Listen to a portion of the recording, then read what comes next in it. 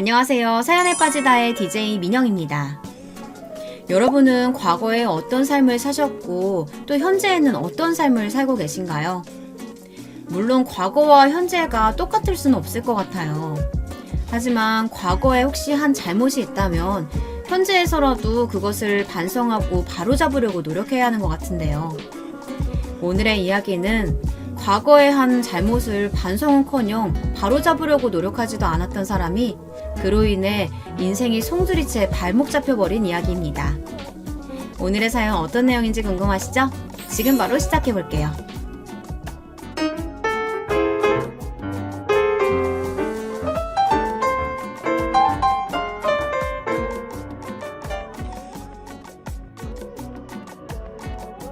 안녕하세요. 저는 30대 후반 여성입니다. 현재는 결혼해서 딸아이 하나를 두고 있죠. 그리고 대기업은 아니지만 나름 큰 중견기업의 마케팅팀에서 일하고 있습니다. 결혼한 지 8년 정도 됐어요. 아이는 이제 내년이면 초등학교에 입학합니다. 아이를 낳고 오래 일을 쉬다가 지인분께 소개받아 운 좋게 지금 회사에 다니고 있어요. 남편이 벌어다주는 돈만으로는 생활이 좀 빠듯해서 다시 일을 시작했지만 제 생활에도 활력이 되고 있습니다. 일을 한다는 것이 사람의 자존감을 꽤나 올려주더라고요. 저희 시댁은 아들 둘이 있습니다. 저희 남편이 첫째고 둘째 도련님이 계십니다. 두 사람은 3살 차이인데 도련님이 결혼을 좀 늦게 하셔서 아직 신혼이세요.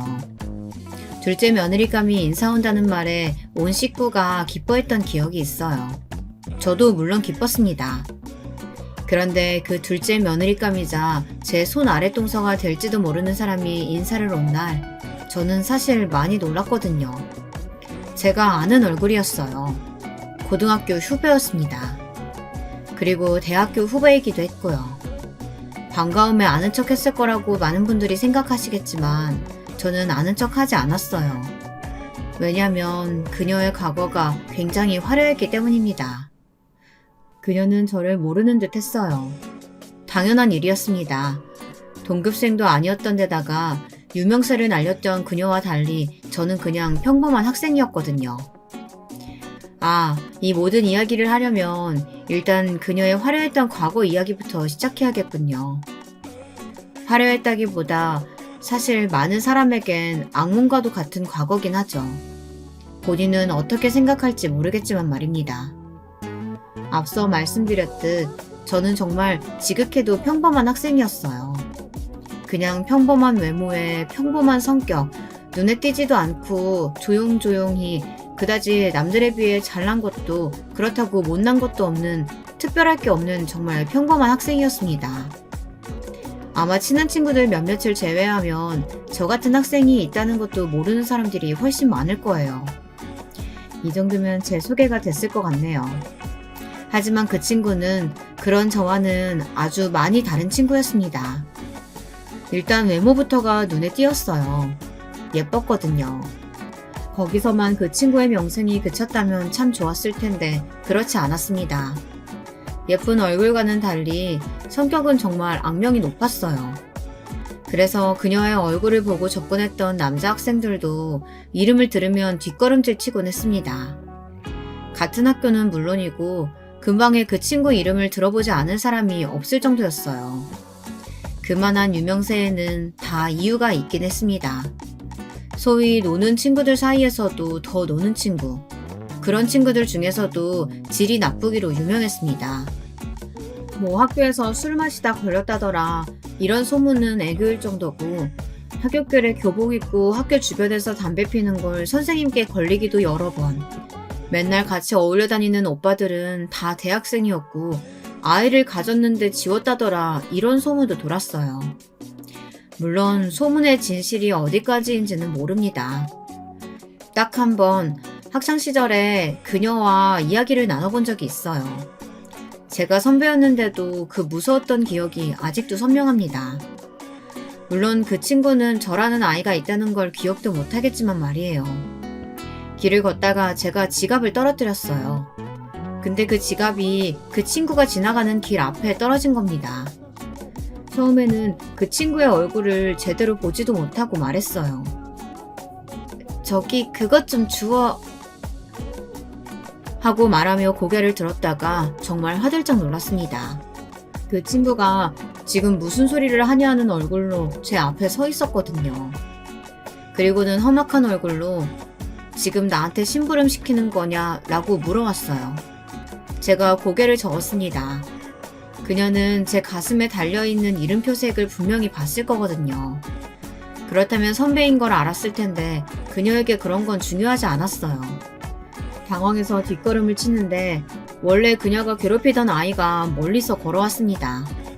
그녀의 관심이 거기로 이동했어요.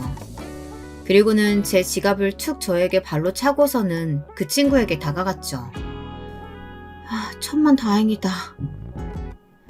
그때는 정말 그렇게 생각했어요. 그 정도로 악명이 높은 친구였거든요. 얼마나 엄청났는지 아시겠어요? 그리고 이런 친구들은 대개 그렇듯 같은 학교 친구들을 굉장히 많이 괴롭혔습니다. 사실 괴롭혔다는 말로도 부족하죠. 지금 용어로 하면 빵 셔틀도 있었고 주기적으로 삥을 뜯는 친구, 그 친구의 짐이나 가방만 들어주는 친구, 뭐 엄청 많은 심부름꾼들이 존재했어요. 그 중에 가장 기억에 남는, 아니 그 학교를 나왔다면 다 아는 그런 사건이 하나 있었습니다. 그녀가 괴롭히던 친구들 중에도 유난히 말수가 작고 체구가 작아 보이는 아이가 있었어요. 그래서 그 아이가 괴롭힘 당하는 걸 보면 주위에서 다들 굉장히 안쓰러워했습니다. 도와주고 싶다는 말도 많이들 했었고요. 물론 아무도 도와주진 못했지만요. 지금 생각해보면 나라도 나서서 도와줄 걸 그런 마음이 들어요. 그 작은 어깨가 정말인지 안쓰러웠는데 제가 고3, 그 친구가 고2 때 일어났던 일이었습니다. 수업 시간에 쿵 하는 소리와 함께 뭔가가 떨어지는 소리가 났어요. 그리고 잠시 뒤 깨악하는 비명소리가 들렸습니다. 그 소리와 함께 거의 모든 전교생이 창밖을 바라봤어요. 물론 저도 마찬가지고요. 그리고 봤던 장면을 꽤 오랜 시간 잊을 수 없었습니다. 아니, 실은 지금도 가끔 생각이 나요. 내려다본 1층엔 누군가가 뛰어내린 모습의 형체가 보였습니다. 가까이서 본 건 아니었지만 너무나 충격적인 그 모습에 각인이 너무 확실히 됐어요. 어린 나이 때 본 그런 모습은 쉽사리 잊혀지지 않잖아요. 뛰어내린 아이가 그 아이였다는 것을 확인하자마자 왜인지 모를 죄책감이 들었어요. 제가 그때 나서서 한마디만 했더라면 이런 일이 일어나지 않았을까, 그런 마음이 들었습니다. 아마 그 순간 모든 학교의 학생들이 비슷한 생각을 했을 거예요. 물론 미라가 무서워서 아무도 말을 꺼내진 않았지만 말입니다. 이미라가 죽인 거지 뭐. 그래서 미라는 어떻게 된대? 그 친구 이름이 이미라였거든요. 미라는 자기가 괴롭히던 친구가 죽고 난 뒤로 학교에서 한동안 보이지 않았어요. 그리고 다시 나타난 그녀의 모습에 모든 사람이 충격을 받았습니다. 그래도 사람이 죽었는데 일말에 반성이라도 할 줄 알았거든요. 그런데 자기 때문에 죽었다는 그 친구가 죽었던 그 자리에 침을 뱉고 가는 모습을 모두가 봤던 겁니다. 그런 아이였어요. 당연히 얼굴도 이름도 잊을 수가 없었죠. 미라는 정말 신기하게도 그렇게 놀면서 다녔지만 성적은 늘 보통 정도로 나왔어요. 주변 친구들은 그걸 이해할 수 없어 했습니다. 그리고 더 재수없어 했어요. 저런 애들은 인생이 망해야 하는 건데 하면서 말이죠. 저는 그 친구랑 같은 대학에 갔어요. 학교에 엄청난 친구가 입학했더라 해서 구경 갔던 곳에 미라가 있어서 정말 깜짝 놀랐던 기억이 있습니다. 여전히 이쁘고 여전히 성격이 더럽더군요. 저런 얼굴로 입이 너무 험해서 유명해진 친구, 이렇게 들었던 기억이 있네요. 아무튼 그녀는 성인이 되어서도 정신을 차리지 못했어요. 볼 때마다 어딘가 숙취에 쩔어 있는 것 같았고요. 그리고 일단 학교에도 잘 나오지 않았어요. 가끔 나올 때마다 시선을 다 잡아 끌었는데 온몸에 명품을 두르고 다니는 것도 다니는 거였지만 그게 스폰 받은 거다, 술집에 다닌다더라, 이런 소문이 정말 많이 돌았거든요. 뭐 학교 앞에 누가 데려다 주는 걸 봤는데 어떤 아빠뻘 되는 아저씨더라. 그런 말들이요. 그 소문이 사실이었던 것 같아요. 왜냐면 나중에 듣기로는 원래 엄마가 장사를 하셨는데 망해서 집이 가난하다고 들었거든요. 매일 술 마시고 다닐 돈이며 그런 명품들이며 다 어디서 났겠어요. 뻔하지. 뭐가 실제인지는 몰랐지만 저는 그런 소문들은 어느 정도 믿었던 것 같아요. 고등학교 때 그 친구가 어떻게 생활했는지 봐왔으니까요. 그리고 저는 그 친구를 잊고 살았어요. 대학을 졸업하고 취직을 하고 직접적 인연이 없는 사람을 계속 기억하고 있기란 쉽지 않은 일이죠. 그런데 그 친구를 정말 상상도 하지 못했던 자리에서 보게 됐습니다. 상상이나 했겠어요.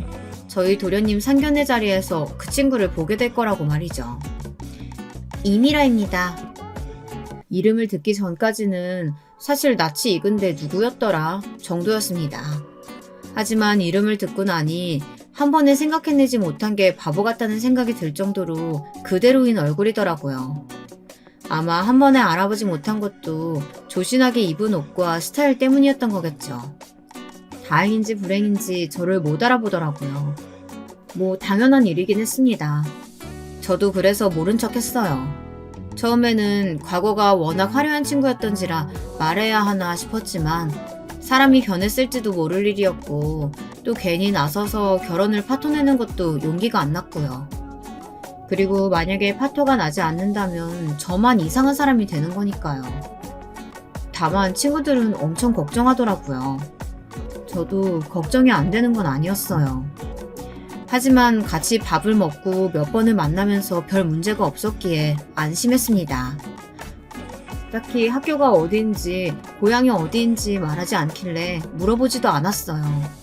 괜히 안다고 생각하면 저를 불편하게 생각할 수도 있으니까요. 결혼식 날 작은 이슈 아닌 이슈가 있긴 했습니다. 이건 저만 아는 사실인데 결혼식장에 그 친구 어머니가 찾아왔어요. 그 죽은 아이 말입니다. 사실 처음 알아본 건 제가 아니긴 했어요. 제 친구가 와서 말해주더군요. 야, 저기 저 아줌마 우리 고등학교 때 자살했던 그 친구 있잖아. 그 친구 어머니 같은데? 놀라서 봤더니 그분이 결혼식장 안으로 들어오고 계시더군요. 너무 놀라서 그 자리에서 굳었습니다. 쟤 결혼한다는 거 알고 파토내러 오신 거 아니야? 그 말을 듣는데 등골이 서늘하더군요. 뭐 제가 이 결혼을 반드시 사수해야 한다 이런 의무감이 있는 건 아니었지만 그래도 집안 어르신들이 다 있는 자리에 그런 일이 일어나서는 안 된다는 생각이 들었습니다. 그래서 그분에게 다가가 말을 걸었어요. 안녕하세요. 혹시 오늘 여기 신부 찾아오셨어요? 저를 빤히 보더니 그렇다고 말씀하시더군요. 그래서 제가 조용히 커피 한 잔을 하자고 말했습니다. 누구시길래 제 얼굴을 알아요? 혹시 그년 친구예요? 아니요. 저는 찾아오신 그 신부 동서될 사람이에요. 근데 나를 알아요? 같은 고등학교 나왔어요. 그러면서 사정을 이야기했죠. 원래는 그 친구와는 안면이 없었던 사이였는데 나도 상견례 날 보고 놀랐다고요. 그랬더니 왜 말리지 않았냐 그러시더군요. 그런 사람이 손 아래 동서로 들어오게 생겼는데 그걸 보고만 있었냐고요. 그래서 좋게 말씀드렸어요. 물론 그때는 너무 큰 잘못을 저지른 건 맞지만 어릴 때이기도 하고 과거의 잘못으로 아무 상관도 없는 내가 결혼 자체를 파토내기에는 주제가 넘는다고 생각했다고요. 그리고 오늘 어머님을 이렇게 보자고 한 것도 물론 마음과 심정은 너무 이해가 되고 어머님이라면 충분히 이 결혼을 파토내도 되긴 하지만 아무것도 모르고 있다가 날벼락 맞을 도련님과 시부모님들이 걱정돼서 뵙자고 한 거라고 말입니다. 물론 처음에는 그게 무슨 상관이냐며 당장 전연이 어떤 년인지 모두에게 알리겠다 하셨지만 곧 남편으로 보이는 분이 와서 같이 말리시기 시작하셨어요. 이래 봐야 우리 딸은 살아 돌아오지 않는다고 말이죠. 그런 두 분의 모습을 보는데 저도 눈물이 났습니다. 혹시 무슨 일이 있으면 아니, 연락할 일 있으면 여기로 연락해요. 그런 일 없으면 좋겠지만 사람 일이라는 게 혹시 모르니까. 주신 연락처를 휴대폰에 저장했어요. 그리고 저는 그날 일을 아무에게도 말하지 않았어요. 미라는 저에게 잘했습니다. 사람이 나이가 들면 철이 들기도 하나보다 생각했어요. 시부모님도 알아서 챙기고 집안에 무슨 행사가 있으면 제일 먼저 와서 준비를 했고요. 일을 하는 저와 달리 자신은 지금 일을 쉬고 있으니 자신이 하는 게 당연한 거라고 말이죠. 제가 당한 일이 아니니 한발 물러서서 생각하게 된 것도 있었던 것 같아요. 사실 그 정도로 나쁜 아이는 아닐 수도 있다고요. 하지만 그건 제 착각이었습니다. 처음 쎄함을 느낀 건 어머니 생신이었어요. 분명히 생신에 모시기로 한 식당이 있었는데 거길 자기 임의로 취소하고 다른 식당으로 예약을 잡았더라고요. 그리고는 제가 예약한 식당보다 이 식당이 비싸고 더 좋고 예약하기도 힘들다는 사실을 은연중에 어필하는 거예요. 그래서 기분이 살짝 나빴지만 그냥 예약 잡기 힘든 식당을 잡아서 기분이 좋은가 보다 했습니다. 하지만 그 후로도 그런 찜찜한 일들이 몇 번 계속됐어요.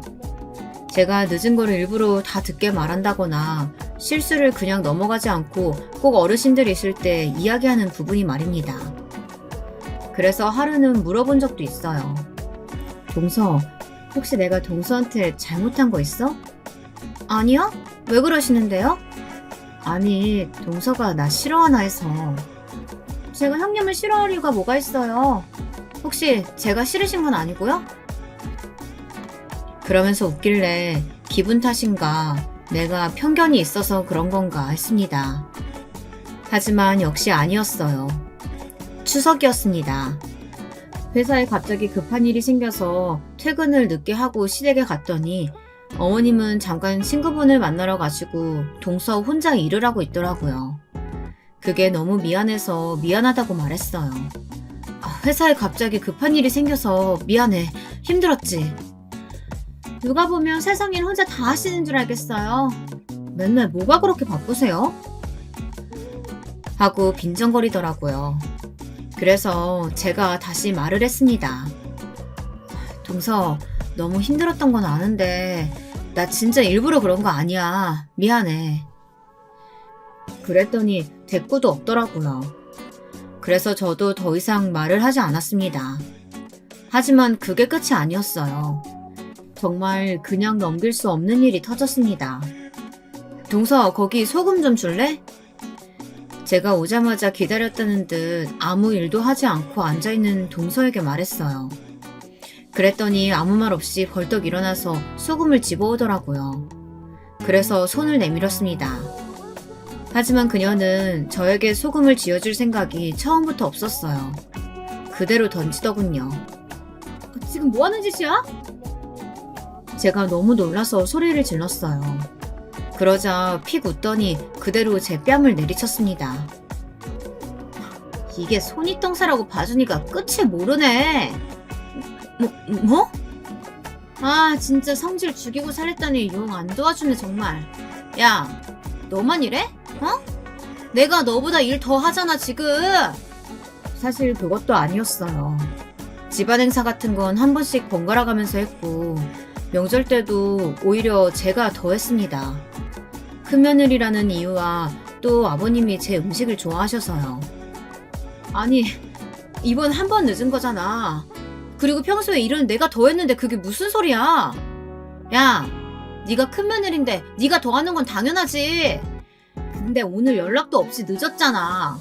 그리고는 뭐? 소금을 달라고? 내가 네 심부름꾼이야? 어디서 감히 누구한테 심부름을 시켜? 동서가 앉아있으니까 달라고 한 거지. 소금 달라는 말도 못해? 그게 심부름이라니 같이 하는 거지. 아이 쌍년이 진짜 어디서 자꾸 말대답이야. 진짜 뒤지고 싶어? 쌍년이라니 무슨 말을. 씨발 안 닥쳐? 시끄럽단 말이잖아. 그러면서 제 이마를 손가락으로 밀더군요. 그때 마침 도어락이 열리는 소리가 났습니다. 그 소리를 듣자마자 동서는 표정이 바뀌더군요. 그리고는 제게 낮게 속삭였습니다. 혼자 정신 나간 미친년 만드는 거 나한테 일도 아니니까 닥쳐라, 어? 무슨 정신으로 그날 요리를 했는지 정말 모르겠어요. 아까 그 일은 없는 일이라는 듯 저에게 형님 거리고 시부모님에게 애교 부리는 동서를 보면서 멍했습니다. 당신 오늘 왜 그렇게 넋이 나가 있어? 무슨 일 있어? 당신 도련님 부인 어떤 사람 같아? 재수씨? 애교 많고 어머님 아버님께 잘하는? 당신은 좀 무뚝뚝하잖아. 그래서 그런지 아버지가 좋아하시던데? 그랬습니다. 저는 좀 무뚝뚝한 편이고 그 친구는 애교가 많은 편이었어요. 시부모님들이 처음부터 마음에 들어하는 게 느껴졌어요. 아마 그래서 제가 더 이야기를 못하는 것도 있을 겁니다. 집으로 가는 길에 남편에게 오늘 있었던 일과 그 친구의 정체에 대해 말했어요. 그랬더니 남편이 너무 놀라면서 왜 진작 말하지 않았느냐고 그러더라고요. 그랬으면 이 결혼을 말렸을 거 아니냐고요. 생각해보니까 결국은 그 원망을 들을 것 같더라고요. 남편도 미리 말해주지 않은 거에 대해서 동생과 부모님이 너를 원망할 수도 있다고 말해서 일단은 납득을 했습니다. 그리고는 집으로 돌아와서 곰곰이 생각했어요. 어떻게 하면 그 원망을 듣지 않고 저 친구 정체를 밝힐 수 있을지 말이에요. 그걸 고민하고 있는 찰나에 일이 한 번 더 일어났어요. 이번에는 아버님 생신이었습니다. 집에서 집밥을 드시고 싶다는 아버님 말에 음식을 하고 있는데 자꾸 저보고 일을 떠넘기더라고요. 동서도 좀 해. 제가 그렇게 말했더니 기가 차하더군요. 저 누구 심부름하고 그럴 사람 아니라는 거 말씀드렸을 텐데요. 멍청한 형님? 왜? 누구 심부름 시킬 사람은 되고? 그 말에 무슨 소리 하냐는 듯 저를 쳐다보더라고요. 그래서 말해줬습니다. 우리 고향이 같다고 내가 말했던 적 있었던가? 갑자기 그게 무슨 개소리세요? 여기서 고향 얘기가 왜 나와요? 경정고등학교. 고등학교 이름을 말하니 동서의 눈이 커지더군요. 계속 말을 이어갔습니다. 내가 거기 15회 졸업생이야. 동서는 아마 16회 졸업생이겠지. 나보다 한 학년 아래였으니까. 제가 무슨 말을 할지 다 아는 것 같더라고요. 그래서 뭐요? 뭐 고등학교 때 좀 논 걸 가지고 그거 안다고 협박이라도 하려고요? 좀 놀았어 동서가? 사람이 죽었잖아. 동서 때문에. 그 말에 움찔하더군요. 계속 몰아붙였습니다. 아마 동서가 계속 연기하면서 그 더러운 본성 숨기며 살았다면 나도 끝까지 아는 척 안 했을 거야. 근데 이렇게 티를 내버렸네. 내가 뭘 알고 있고 뭘 할 수 있을지 어떻게 알고 이렇게 까불지? 어? 걔가 나 때문에 죽었다는 증거라도 있어요? 그냥 걔는 학업 스트레스 때문에 죽은 거거든요? 갑자기 존댓말을 쓰더군요. 어이가 없어서 웃음이 나왔습니다. 결혼식 날 그 친구 엄마가 찾아왔었어. 뭐라고요? 동서 때문에 죽은 그 친구 엄마. 그 친구 엄마가 찾아왔었다고. 동서 결혼식 파토 내러. 그제서야 아무 말 없이 딱 입을 다물더군요. 내가 그날 그 아줌마 연락처도 받아놨는데 내가 뭘 할 줄 알고 이렇게 막 나오는 거야? 어? 그 말에 인상을 확 찌푸리더군요. 그리고 뭔가를 고민하는 게 보였습니다. 그리고는 다짜고짜 저를 사람이 아무도 없는 방으로 끌고 가더군요. 뭘 하려나 싶어서 그냥 따라갔어요. 여차하면 다 폭로할 생각으로 말이죠. 그런데 문을 닫자마자 무릎을 꿇더라고요. 형님, 제가 너무너무 잘못했어요. 죽을 죄를 지었어요. 정말 아무한테도 말씀 안 해주시면 안 될까요? 저 그것 때문에 전 직장도 잘리고 이미 벌 받을 만큼 받았어요. 그것 때문에 이혼까지 당할 수는 없어요. 제발요. 하면서 싹싹 빌더군요. 그 모습을 가만히 보고 있다가 생각해보겠다는 말을 하고 나왔습니다. 그달은 처음 해봤던 그 모습 그대로 저에게 상당히 친절하게 끝까지 지냈어요. 이 모든 이야기를 친구에게 해줬더니 친구는 절대 봐줘서는 안 된다더군요. 그 정도면 사람 절대 변하지 않는다고 말입니다. 물론 저도 동의하긴 했어요. 하지만 이대로 그냥 터뜨리기엔 처음에 모른 척한 제 잘못도 있어서 많이 망설여지긴 했습니다.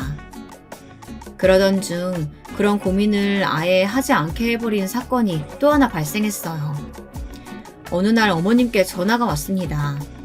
그래서 나가봤더니 어머님이 다짜고짜 물으시더군요. 네가 미라 협박 중이라는데 맞는 거니? 그게 무슨 소리세요?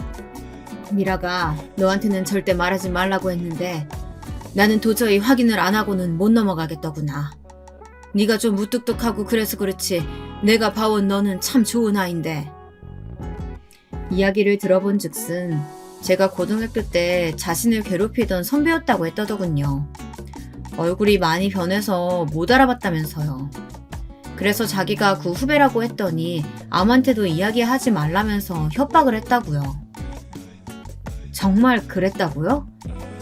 기가 찼습니다. 이런 식으로 나올 거라고는 예상을 하지 못했거든요.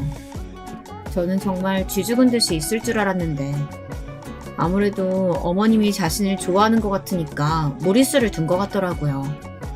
아무리 자기에게 살갑게 대해줘도 저랑 지내고 저랑 봐온 세월이 덜 길다던 것을 간과한 것 같았습니다.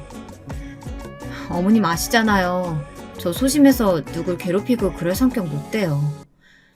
그러니까 네가 그럴 애가 아니라서 절대 너한테는 말하지 말고 나만 알고 있으라는 거 물어보러 왔다. 그럼 둘째는 대체 왜 그러는 거니? 정말 저는 말하지 않으려고 했어요. 그 친구만 조용히 지낸다면 말이죠. 하지만 이렇게 된 이상 저도 말할 수밖에 없었습니다. 그래서 어머님께 여태 있었던 일에 대해 말을 다 했어요. 그랬더니 어머님이 굉장히 놀라시더군요. 뭐 조용히 지냈을 것 같은 성격이 아니긴 했지만 어머님 생각보다 더 화려한 이력 때문이었겠죠. 내가 어떻게 해야 되겠니? 일단 어머님은 가만히 계세요. 제가 알아서 할게요. 그리고는 곧장 전에 결혼식장에서 봤던 그 친구의 어머님께 전화를 했습니다. 전화를 해서 제가 누군지 말씀드리니 저를 만나러 바로 나와주시더군요. 정신 못 차렸을 거라고 생각했어요. 그 일이 있고 나서도 제대로 사과받은 적이 없다고 하셨어요. 저는 거기까지는 알지 못했어서 정말 놀랐습니다. 그래도 사과는 제대로 할 줄 알았거든요. 근데 사과는커녕 자기는 잘못한 게 없단 말만 반복했다고 하더군요. 그리고 몇 번이고 찾아갔지만 나중에는 미친 아줌마 취급하면서 경찰서에도 신고했었다고요. 그 말을 들으니 죄송스러워졌어요. 그 업보를 숨겨주려 했던 제 자신에게 말입니다. 그리고 뭔가 그 어머님을 도와주고 싶은 마음이 생겼어요. 그래서 어머님의 허락하에 인터넷 유명 커뮤니티에 글을 쓰기 시작했습니다. 그 글의 내용을 좀 들려드릴게요. 글 제목은 이랬어요. 고등학교 때 친구를 괴롭혀서 자살까지 하게 만든 동서가 생겼다면 여러분은 가족에게 이걸 알리실 건가요? 안녕하세요. 저는 말 그대로 지금 저런 고민을 하고 있는 사람입니다. 지금 제 동서는 고등학교 때 소위 말하는 일진이었어요. 그 중에서도 질이 많이 좋지 않은 편에 속했습니다. 친구들이 보는 앞에서 자기가 마음에 안 든다는 이유로 다른 친구들을 때리기도 하고 급식실에서 장난으로 친구들 발을 걸어 넘어뜨린 다음 음식물을 다 뒤집어 쓴 친구들을 보며 낄낄거리던 그런 사람이었어요. 학교 교문 앞에서 교복을 입은 채 담배를 피는 건 아무렇지 않게 해왔고요. 다들 그 친구의 눈에 띄지 않으려고 숨죽여 학교 생활을 했습니다. 그 친구는 주기적으로 돌아가면서 몇 명에게 돈을 빼앗았었는데 그 중에 죽은 친구가 있었습니다. 그 죽은 친구는 집안 형편이 어려워서 참고서나 교복 같은 것들도 다른 사람들 것을 물러받았었죠. 동서는 그 친구의 사정을 알면서도 그 친구에게 돈을 빼앗아갔어요. 알바를 해서 동서에게 돈을 주던 그 친구가 어느 날은 더 이상 알바를 할 수 없게 되어 동서에게 돈을 줄 수 없다고 하자 정말 모든 전교생이 보는 앞에서 그 친구의 가난함을 조롱하고 이미 해질 대로 해진 교복을 잡아 뜯었어요. 그 친구는 모두가 수업하던 중이었던 오후에 옥상에서 몸을 던졌어요. 저는 그 친구의 한 학년 위라 직접적인 괴롭힘 수위는 전달받은 것들이 많지 않습니다. 하지만 뚜렷하게 기억이 나는 한 가지는 그 친구가 뛰어내렸던 그날의 모습이었어요. 그 기억은 정말 한동안 잊을 수 없을 만큼 충격적이었습니다. 그런 사람이 제 동서예요. 처음에는 세월이 세월인지라 못 알아봤었는데 이름을 듣는 순간 알았습니다. 그때 그 사람이라는 걸 말이죠. 결혼을 말려볼까도 고민했지만 이미 신뢰를 얻은 사람의 과거 허물을 함부로 밝히는 게 망설여졌어요. 제가 그렇게 고민하는 사이 도련님은 동서와 결혼을 하고 신혼살림을 차렸습니다. 그 이후에도 걱정스럽긴 했으나 동서는 저와 시어머니에게 무척 잘했기 때문에 이 사람이 변했나 보다 그냥 그렇게 가볍게만 생각했어요. 사람은 그렇게 쉽게 변하지 않는다는 것을 알았으면 좋았겠지만요. 그때는 미처 몰랐습니다. 동서가 변하지 않았다는 걸 알게 된 건 제가 회사 일 때문에 명절 음식을 하던 날 조금 늦게 갔을 때였어요. 그동안은 정말 맹세코 한 번도 그런 일이 없었는데 그날은 어쩔 수 없이 늦게 도착했습니다. 어머님이 마침 자리를 비우시고 동서 혼자 부엌에 있길래 너무 미안한 마음에 빨리 팔에 걷어붙였어요. 그리고 한동안은 제가 했습니다. 동서는 쉬고 있었고요. 근데 국자를 들고 있어서 손이 없어서 소금을 가져다 달라는 부탁에 대뜸 쌍욕부터 하며 제 뺨을 때리더군요. 내가 어떤 사람인지 아냐면서요. 당연히 알았죠. 몰랐으면 좋았을 과거까지 말입니다. 그때 깨달았어요. 사람은 쉽게 변하는 게 아니고 동서 또한 하나도 변하지 않았다는 사실을 말입니다. 그 순간 뼈저리게 후회가 되더군요. 왜 이 결혼을 진작에 말리지 않았는지 대해서 말입니다. 사실 도련님의 결혼식 날 어디서 소식을 들으셨는지 죽은 그 친구 어머님이 결혼식장을 찾아오셨거든요. 제가 오늘은 참으시라 부탁드리고 연락처만 받고 다시 보낸 게 너무너무 후회가 됩니다. 그 어머님은 다른 건 다 필요 없고 그저 동서에게 사과만 받고 싶다 하셨었는데 그리고 글의 말미에는 어느 지역에서 있었던 일인지 제가 어떤 생각으로 처음에 비밀로 했는지 그리고 그 동서가 저에게 어떻게 했는지 그리고 그 죽은 친구의 어머님이 지금 어떻게 지내시는지까지 모든 이야기를 아주 상세하게 적었습니다. 글은 말 그대로 폭발적인 반응을 얻었어요. 일부러 지역이나 학교를 특정 지을 수 있게 글을 썼기 때문에 누구인지 저희 학교를 아는 사람은 모두가 알 수 있었습니다. 그리고 며칠 뒤 그 글을 읽었는지 동서에게 전화가 왔어요. 비밀로 한 거 아니었어요? 지금 이게 뭐 하는 짓이에요? 그건 네가 뒤에서 딴짓 안 할 때 이야기지. 너 어머님한테도 이상한 소리 했다며? 말도 안 되는 이야기 꾸며가면서. 어머니가 아무리 너를 이뻐하는 것 같아도 나랑 지낸 세월이 더 긴데 누굴 더 신뢰하겠니? 나한테 와서 물으시더라. 그게 진짠지. 그럼 내가 그걸 들었는데 모른 척하고 그냥 당해줄 줄 알았니? 그래도 이런 식으로 폭로를 하실 필요는 없었잖아요. 그냥 가족들한테만 처음엔 말할 생각이었는데 그 어머님 만나고 생각이 바뀌었어. 한 번도 제대로 사과한 적 없다면서?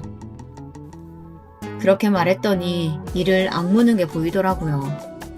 그리고는 결국 자기 분을 못 누른 듯 막 소리 지르기 시작했습니다. 미친년이 존나 지 일도 아닌데 왜 나서서 오지랖이야? 야, 너 진짜 죽고 싶어? 그러면서 갑자기 제 머리채를 잡더군요. 사람들이 보던 말던 신경 쓰지 않는 것 같았습니다. 머리 놔. 안 놔? 너 같은 애들은 맞아야 정신을 차리지. 내가 한두 번 봐주면 주제도 모르고 기어오르는 애들. 주제? 나랑 지금 일진놀이 하니? 집어를 걔 못 준다더니 아직도 이러는 거야? 뭐? 말 다 했어? 사람들이 하나둘 몰려들기 시작했어요. 대낮에 머리채를 붙잡고 있는 여자 둘이라니 좋은 구경거리긴 했죠. 동서는 제 머리를 놓을 생각이 없어 보였습니다. 근데 문제는 그 커피숍이 저희 집과 시댁의 주변이었고 그 장면을 어머님과 어머님 친구분들이 지나다가 우연히 보셨다는 겁니다. 어머, 너네 지금 여기서 뭐 하는 거니? 그 소리에 놀라서 보니 시어머님이 정말 놀란 것 같은 얼굴로 저희를 보고 계시더라고요.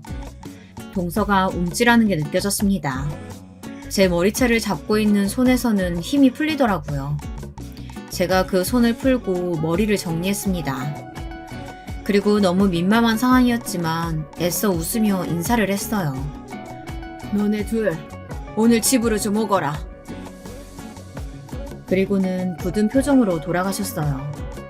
동서가 큰일 났다는 얼굴로 머리를 쥐고 뜯더군요. 나이를 먹었으면 감정을 좀 다스릴 줄도 알아야지. 이게 뭐야? 스스로 다 자폭한 꼴이잖아. 그렇게 말해주고는 돌아서서 나왔습니다. 그리고는 남편에게 전화해서 오늘 있었던 일에 대해 이야기를 했어요. 그랬더니 자기도 온다고 하는 걸 겨우 뜯어말렸습니다. 집에 잠깐 들러서 옷과 머리를 단정히 정리하고 어머님 집으로 갔어요. 어머님이 굉장히 심란한 얼굴로 앉아 계셨습니다. 그 말이 다 사실이냐? 어머님은 동서에게 그 질문부터 하시더군요. 동서는 한숨을 푹 쉬더니 말을 시작했습니다. 제가 고등학교 때 친구들 사이에서 유명했던 건 맞아요. 소위 말하는 노는 학생이었던 것도 맞고요. 그런데 저 때문에 누군가 죽었다거나 사람을 때렸다거나 그런 일은 없었습니다.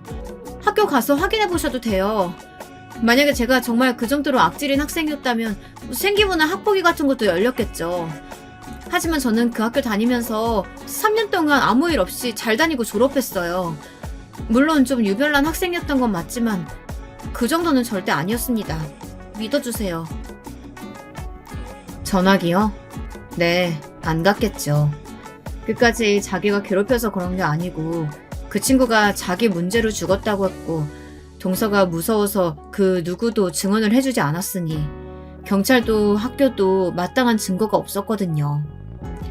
게다가 학교는 이 일이 커지는 게 무서워서 덮어주기도 했고요. 그걸 이런 식으로 자기 변명하는 데 써먹더라고요.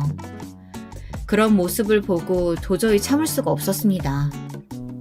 그럼 내가 거짓말을 했다는 거네? 제 뭐가 마음에 안 드시는지 모르겠지만 형님도 그만하세요.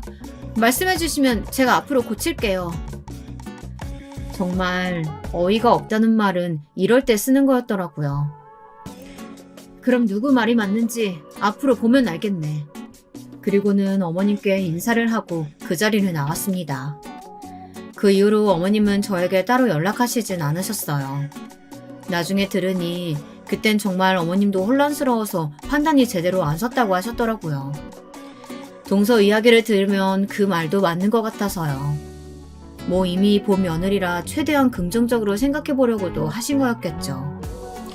제 말이 맞다는 게 모두에게 증명된 건 생각보다 오래 걸리지 않았습니다. 제가 올린 글에 정말 수백 개의 댓글이 달렸어요. 동서가 그 글을 지우라는 협박성 문자도 보냈지만 지우지 않은 보람이 있었죠. 댓글로 그 글의 주인공을 알아챈 사람들의 폭로가 시작되었습니다. 아, 그 학교 걔? 걔 근방에 모르는 애가 있었나? 걔한테 삥 한 번 안 뜯겨본 애가 있어? 죽어도 애는 돈 없다고 그렇게 빌었는데 그래도 안 주면 때렸잖아. 난 걔한테 머리채도 잡혀본 적 있어. 나는 걔 빵 셔틀이었어. 그녀는 내 이름도 기억 못하겠지. 이런 폭로들이 이어지고 댓글에 사람들끼리 서로 만나서 이야기하자고 자기들끼리 이야기가 나올 때쯤 동서가 찾아왔어요. 그리고는 그 글을 내리지 않으면 고소를 하겠다더군요. 그래서 하라고 했습니다. 제가 그렇게 나올 줄은 몰랐는지 당황하더라고요. 그리고 얼마 뒤 그 죽은 아이의 엄마에게서 전화가 왔습니다. 그 글을 읽으신 것 같더라고요. 그리고 고맙다고 하시더군요. 아이 선생님이 그 글을 읽고 연락을 주셨는데 그땐 너무 죄송했다고 하셨다고요. 뒤늦게라도 사과를 받아서 너무 다행이라고 말이죠. 그리고 곧 동서의 피해자들의 모임을 가졌는지 단체로 폭로하는 글이 올라왔어요. 그 글에는 동서의 행위에 대한 디테일한 묘사들이 있었습니다. 어떻게 괴롭혔는지, 그때 본인들이 어떤 심정이었는지 그런 것들 말이에요. 그 글의 반응은 제가 올린 글보다 더 폭발적이었습니다. 당연히 그럴 수밖에 없었죠. 직접 피해를 입은 피해자들의 증언이었으니까 말이에요. 그 글의 내용은 이러했어요. 저는 그 친구의 소위 말하는 빵 셔틀이었습니다. 1분 내로 빵을 사오지 않으면 정말 뺨을 10대 이상 맞았어야 했어요. 아직도 그 친구에게 뺨을 맞는 꿈을 꿉니다. 저에게는 그런 악몽을 만들어줘 놓고 자기는 시집가서 편하게 살 생각했다는 게 너무 괘씸하네요. 저는 그 친구의 가방을 들어주는 담당이었어요. 어느 날은 그 친구가 던진 가방을 제대로 받지 못해서 바닥에 떨어뜨린 적이 있거든요. 저는 정말 그날 제 가방이 그 친구의 손에 찢겨진 건 물론이고 그 친구의 가방을 새 것으로 사주다 못해 며칠을 머리를 쥐뜯겨야 했습니다. 생각만 해도 열받는다고 그러면서요. 등등의 폭로들이 담겨있는 글이었어요. 한두 명이 아니었습니다. 그 글이 인터넷에 올라오고 얼마 뒤 동서는 저에게 연락을 하지 않았습니다. 그리고 어느 날이었어요. 어머님이 집으로 좀 오라고 해서 갔더니 도련님과 함께 계시더라고요. 그 모습을 본 순간 마음의 준비를 했습니다. 혼날 마음의 준비를 말이죠. 제가 말하지 않아서 생긴 일인 것 같았거든요.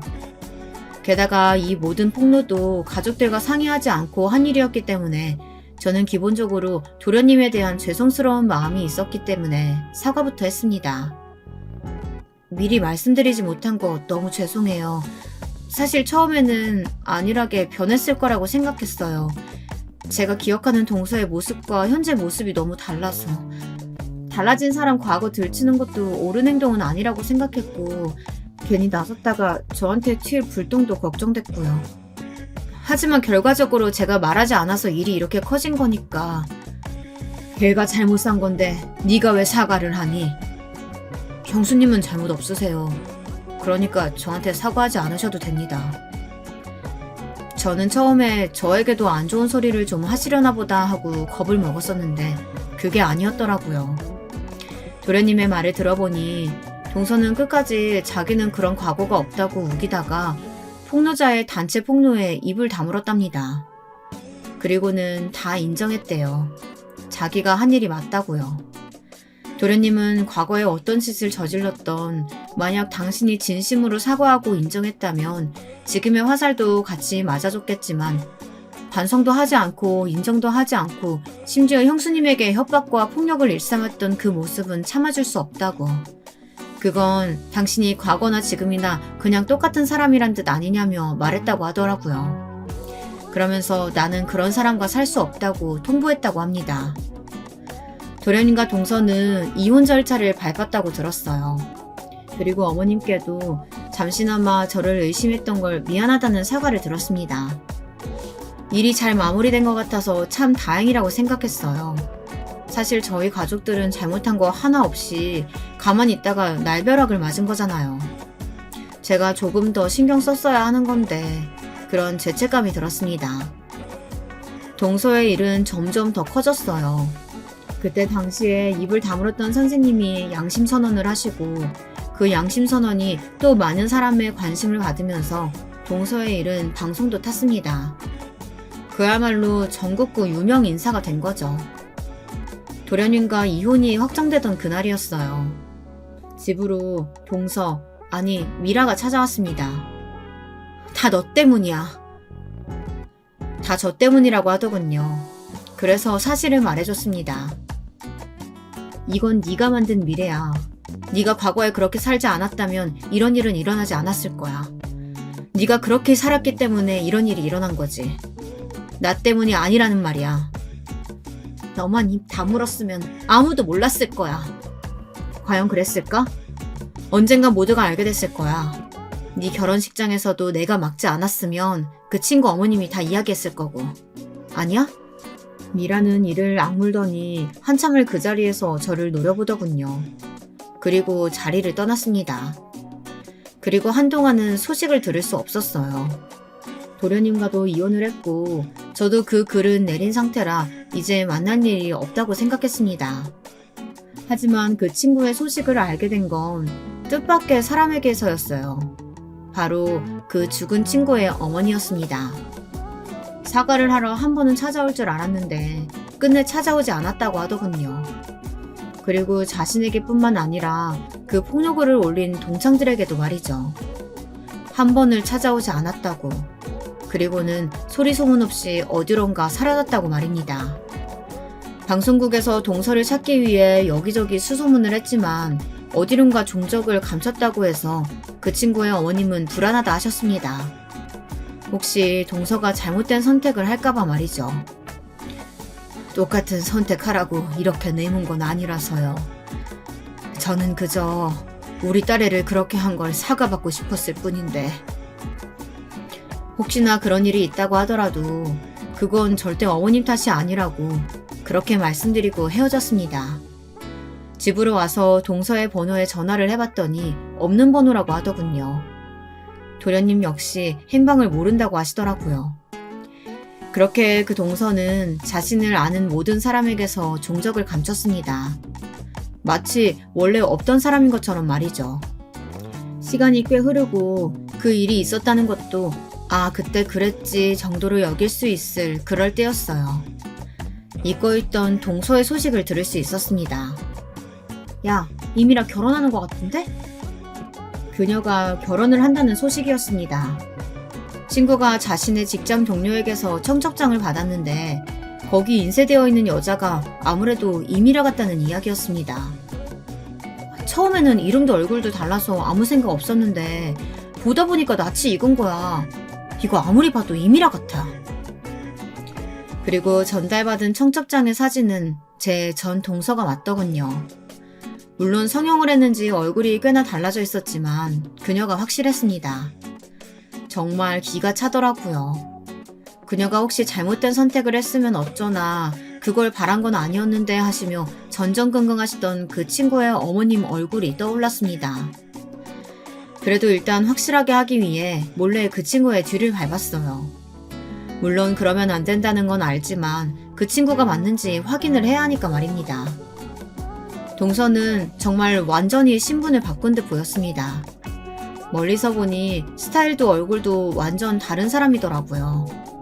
그래서 알아차리는데 시간이 좀 오래 걸렸습니다. 우연히 말을 하는 걸 들었는데 목소리는 바꿀 수 없었는지 그대로더라고요. 그래서 알게 됐어요. 사연을 알고 보니 동서는 다른 지역으로 이사를 가 개명을 하고 얼굴을 고쳤더라고요. 그리고는 학력까지 위조해서 그곳에서 터를 잡고 살았다고 하더군요. 그러다가 직장 동료가 소개시켜준 사람과 소개팅을 했는데 그 청년이 동서를 너무 마음에 들어해서 사귀게 되었다고 말입니다. 그 남자가 제 친구의 직장 동료라는 사실은 그 친구가 동서와 같은 고등학교를 다닌 사람일 거라는 건 동서도 예상하지 못한 부분이었겠죠. 세상 정말 좁아요. 그쵸? 친구가 그 직장 동료이자 동서의 새 남편이 될 사람에게 떠보듯 물어봤다고 합니다. 부인 될 분은 어떤 분이셔? 착하고 이쁘고 어쩌다 이런 사람이 나에게 왔을까 싶을 정도로 좋은 사람이에요.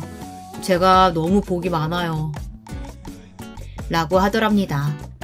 친구가 그걸 듣고 이 결혼을 그대로 두면 안 되겠다 생각했대요. 저희 집 꼴 나면 어떡하냐고요. 정말 좋은 동료인데 그렇게 둘 수는 없다고 말이죠. 저도 마찬가지로 그렇게 생각했어요. 저희 집이 한번 그런 일을 겪었잖아요. 생각보다 후유증이 컸거든요. 도련님은 사람을 쉽게 믿지 않게 되었고 시댁 어르신들도 이제 누구를 만나든 과거부터 봐야 하는 거 아니냐는 농담을 슬프게 하시고 그런 피해자를 또 만들 수 없다고 생각했습니다. 그리고 그 전에 그 친구가 혹시나 잘못된 선택을 했을까 죄책감을 느끼시던 죽은 친구의 어머님도 생각이 났고요. 그래서 오랜만에 잊고 있던 그 번호로 전화를 했어요. 그리고 소식과 함께 청첩장 사진을 보내드렸습니다.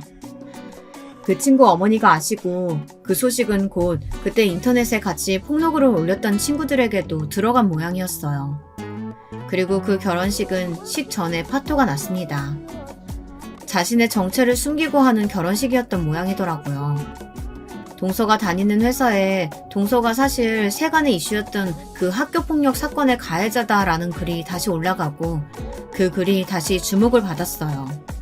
그리고는 곧 파혼을 당했다고 하더라고요. 동서의 파혼 소식을 전해 듣고 친구와 술 한잔을 했습니다.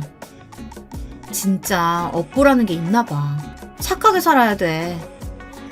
착하게는 살지 못하더라도 남을 괴롭히지는 말아야지.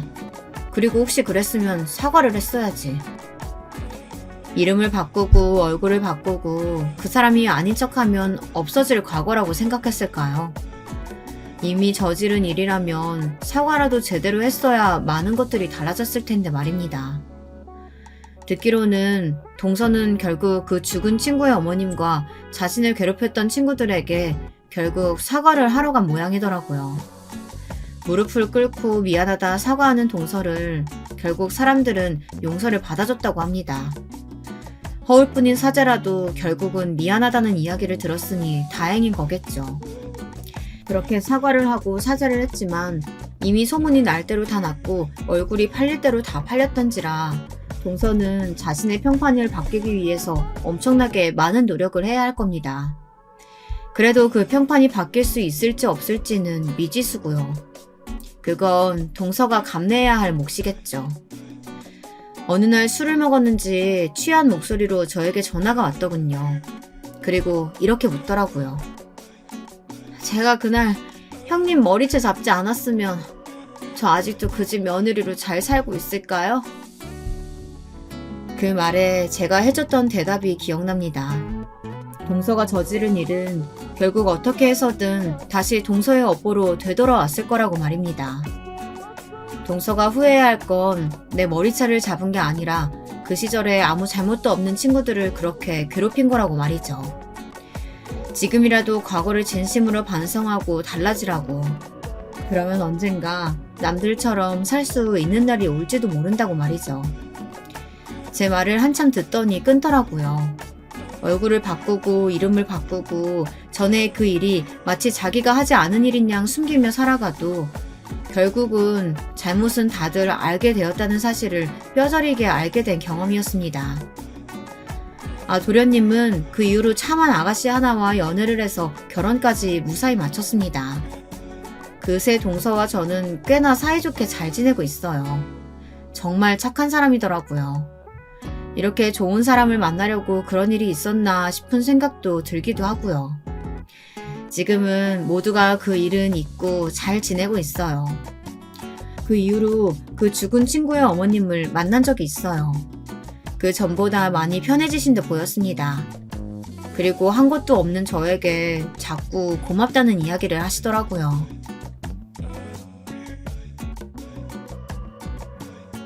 안녕하세요. 저는 30 넘은 여성입니다. 요즘 날씨도 춥고 코로나 때문에 바깥에 못 나가고 있는데 사연 유튜브 덕분에 심심하지 않게 지내고 있어요. 제 사연도 한번 들어보시면 좋을 것 같아서 써봅니다. 저는 결혼한 지 5년 정도 되었어요. 그런데 결혼 자체를 후회하는 것은 아닌데요. 결혼한 시댁이 너무 별로라서 결혼한 게 힘들 때는 많이 있었어요. 사실 사연 유튜브 보시는 분들은 다 비슷한 사정이 있는 분들이 많으시겠지만 저도 시어머니하고 트러블이 참 많았거든요.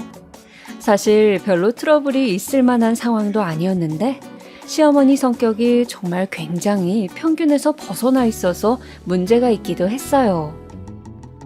저희 시어머니는 굉장히 의심도 많고 자린고비 같은 분이세요. 그러니까 본인을 포함해 자기가 아끼는 사람들한테는 돈을 너무 잘 써서 문제고 그렇지 않은 사람들한테는 너무 안 써서 그리고 자기한테 당연히 돈을 줘야 한다고 생각해서 문제이신 분이었죠. 시어머니는 딱 자기 친정 남동생만 예뻐하시더라고요. 남편한테 외삼촌 되시는 분이죠. 남편은 형제가 셋 중 둘째인데 그래도 시아주버님은 시어머니가 많이 편애를 하셨어요. 도련님은 막내라고 또 편애하셨던 것 같고요. 다만 남편은 둘째라서 좀 샌드위치처럼 낑겨 있는 위치여서 여러모로 손해를 많이 보았던 것 같아요. 지금도 그렇고요. 그런데 남편은 워낙 무던하고 느긋한 성격이라 그런 것에 그다지 구애받지 않았고 지금도 별로 신경을 쓰지 않아요. 당연히 남편과 결혼한 저 역시도 홀대의 대상이었죠. 아니, 저는 홀대의 대상이었다기보다는 시어머니가 마음대로 컨트롤하고 벗겨먹는 대상이었다고 하는 게 낫겠네요. 저희는 남편이 둘째였는데도 제일 나중에 결혼했는데 그래서인지 아주 시어머니가 저를 쥐잡듯이 잡는데 이골이 나 있으시더라고요. 며느리 다루는데 아주 정통에 계셨던 거였죠. 어느 정도였냐면 시어머니는 제가 가계부 안 쓰는 걸 알고 정말 엄청나게 혼내셨어요. 그러면서 저한테 할부 같은 건 쓸 생각도 하지 말라고 하셨어요. 그리고 자리에 앉은 채로 당장 네 지갑 가져와라. 가져와서 카드 전부 쏟아내라 하시고서는 그 앞에서 카드를 가위로 자르셨죠. 저는 너무 충격적이라서 지금까지도 기억이 나네요. 아무 생각 없이 카드를 다 보여드렸더니 큰 가위를 가져와서 죄다 조각조각 잘라버리시던 손끝이요. 잘 살려면 무엇보다 절약이다 절약. 네 남편 내 아들이지만 그리 능력이 좋은 애가 아니야. 걔는 월급쟁이다. 어차피 버는 거야 거기서 거기니. 꼭 돈을 아주 잘 아껴야 지금 우리처럼 서울에 집도 사고 잘 살게 되는 거다. 시어머니는 일장연설을 늘어놓으셨어요. 사실 시부모님은 맨주먹으로 시작해서 서울에 아파트를 사셨고 지금도 노후가 그리 걱정되는 편은 아니셨죠. 생각보다 상당히 여유 있게 사시는 편이었어요. 게다가 시어머니는 자린고비이면서도 본인이 필요한 일에는 돈을 잘 쓰는 편이어서 파출부까지도 두고 계실 정도였죠. 사실 파출부는 시아버지한테 정말 조르고 졸라서 허락받으신 거라고는 하던데 왜냐하면 시아버지도 돈 관리를 엄격하게 하시는 분이었거든요. 큰 돈 관리만 엄격하시고 생활비 한도 내에서는 시어머니가 자유롭게 쓰시는 정도는 허락하셨기에 시어머니가 멋대로 구시는 거긴 했지만요. 대신 시아버지는 각종 보증이나 대출, 주식 같은 쪽으로는 아주 엄격하게 금지하셨어요. 예전에 시어머니가 그쪽으로 사고를 친 적이 있다고 하시더라고요. 하여튼 시어머니는 저한테 카드를 빼앗아서 죄다 잘라놓으시고서는 가계부를 하나 가져와서 쓰라고 던져주셨어요. 너 오늘부터 이거 쓰고 일주일에 한 번씩 와서 나한테 검사 받아라. 네? 하지만 어머님. 다른 소리 말고 너 소비 습관을 내가 딱 잡아주마. 어디 내 아들 돈을 날로 먹으려고 해. 전업주부면 그에 걸맞게 완벽하게 살림을 해야 하는 거다. 그게 억울하면 너도 돈을 벌어오면 되는 거야. 저는 너무 억울했지만 경험이 별로 없었기 때문에 과연 이걸 참아야 하는지 말아야 하는지도 알 수가 없더라고요. 제가 남편이 왔을 때 이거 너무한 거 아니냐고 난리를 쳤지만 남편은 워낙 무던하고 느긋한 사람이라 태평하게 굴더라고요. 와, 뭐 어떠냐, 괜찮다 소리만 하는데 남편을 그때 정말 때려주고 싶더라고요. 주먹이 오는데 남편은 또 다른 때에는 너무 온화하고 괜찮은 사람이어서 제대로 싸우지도 못했고요. 그리고 시어머니는 정말로 가계부를 써오라고 해서 검사를 시작하셨어요. 매일같이 소비 목록을 죄다 적어야 했고 가격과 왜 샀는지조차 적어야 했지요. 저는 과소비를 하는 사람도 아니었고 제가 뭘 사고 싶은 걸 산다고 해도 소소하게 예쁜 머리핀이나 헤어밴드 정도였어요. 그런데 그런 것까지도 시어머니는 너무 못마땅하게 생각하시는 거예요. 얘, 너는 대체 뭐 한다고 이런 걸 산 거니? 아, 머리핀이요? 그거 그냥 제가 사고 싶어서요. 너무 예뻐서. 이걸 5,000원이나 주고 사? 아니, 그냥 실핀 꽂아라.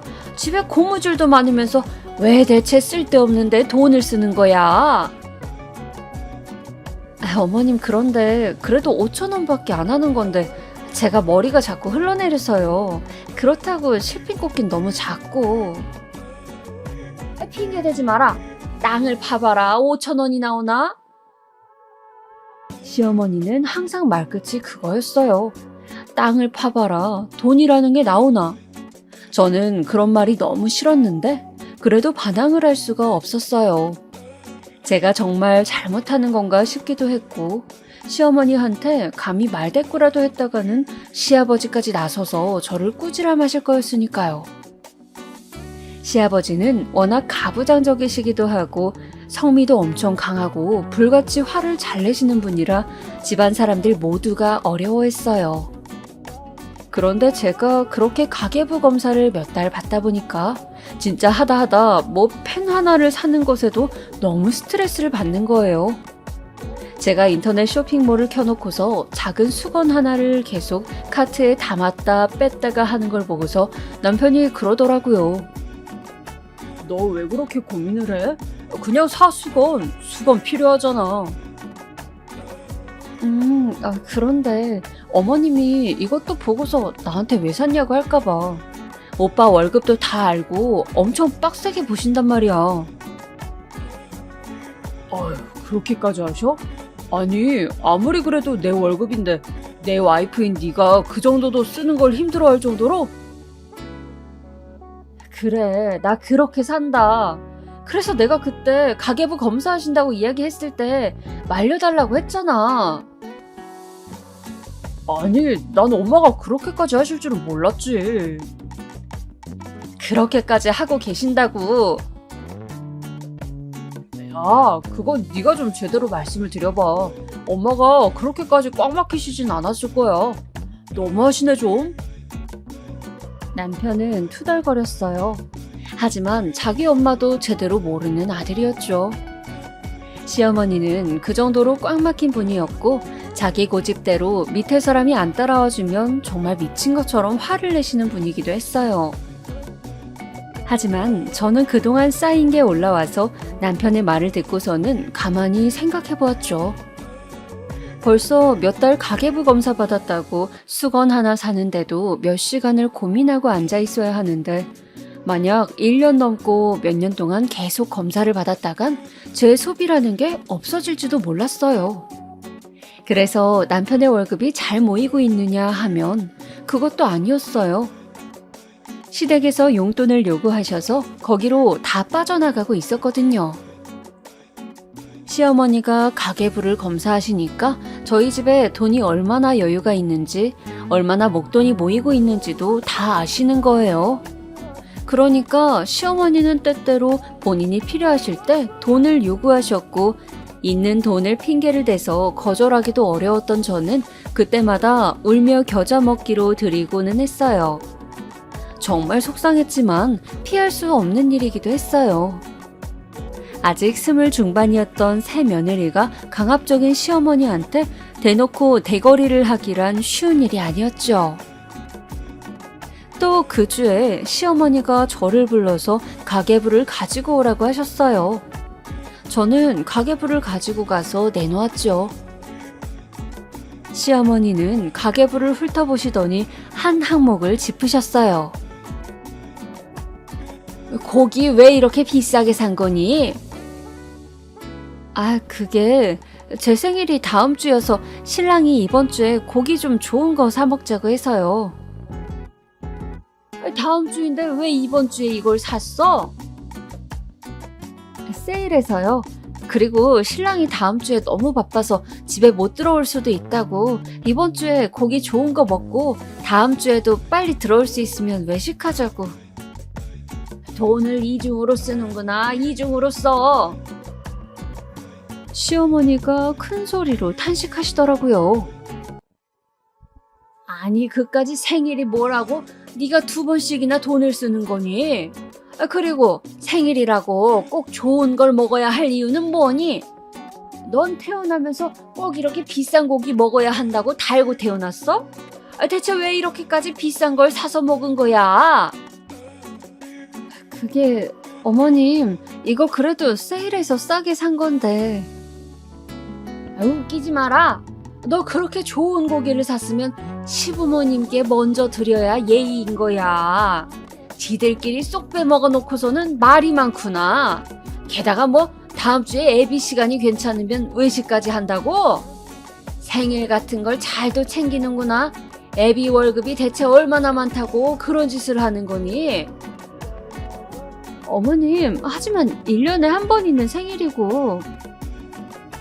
남편 생일은 챙겨도 아내 생일은 평일처럼 그냥 넘어가는 게 당연한 거야. 이 생각 없는 거사. 시어머니가 우르르르 욕을 쏟아놓으셨어요. 저는 처음에는 위축이 되었지만 계속되는 험한 말 속에서 뭔가 되게 속에서 울컥하는 게 올라오더라고요. 아니 대체 내가 뭘 잘못했지? 잘못한 게 뭐길래? 생일에 고기 좀 좋은 거, 그것도 세일해서 남편하고 둘이 구워 먹은 게 그렇게나 잘못인가?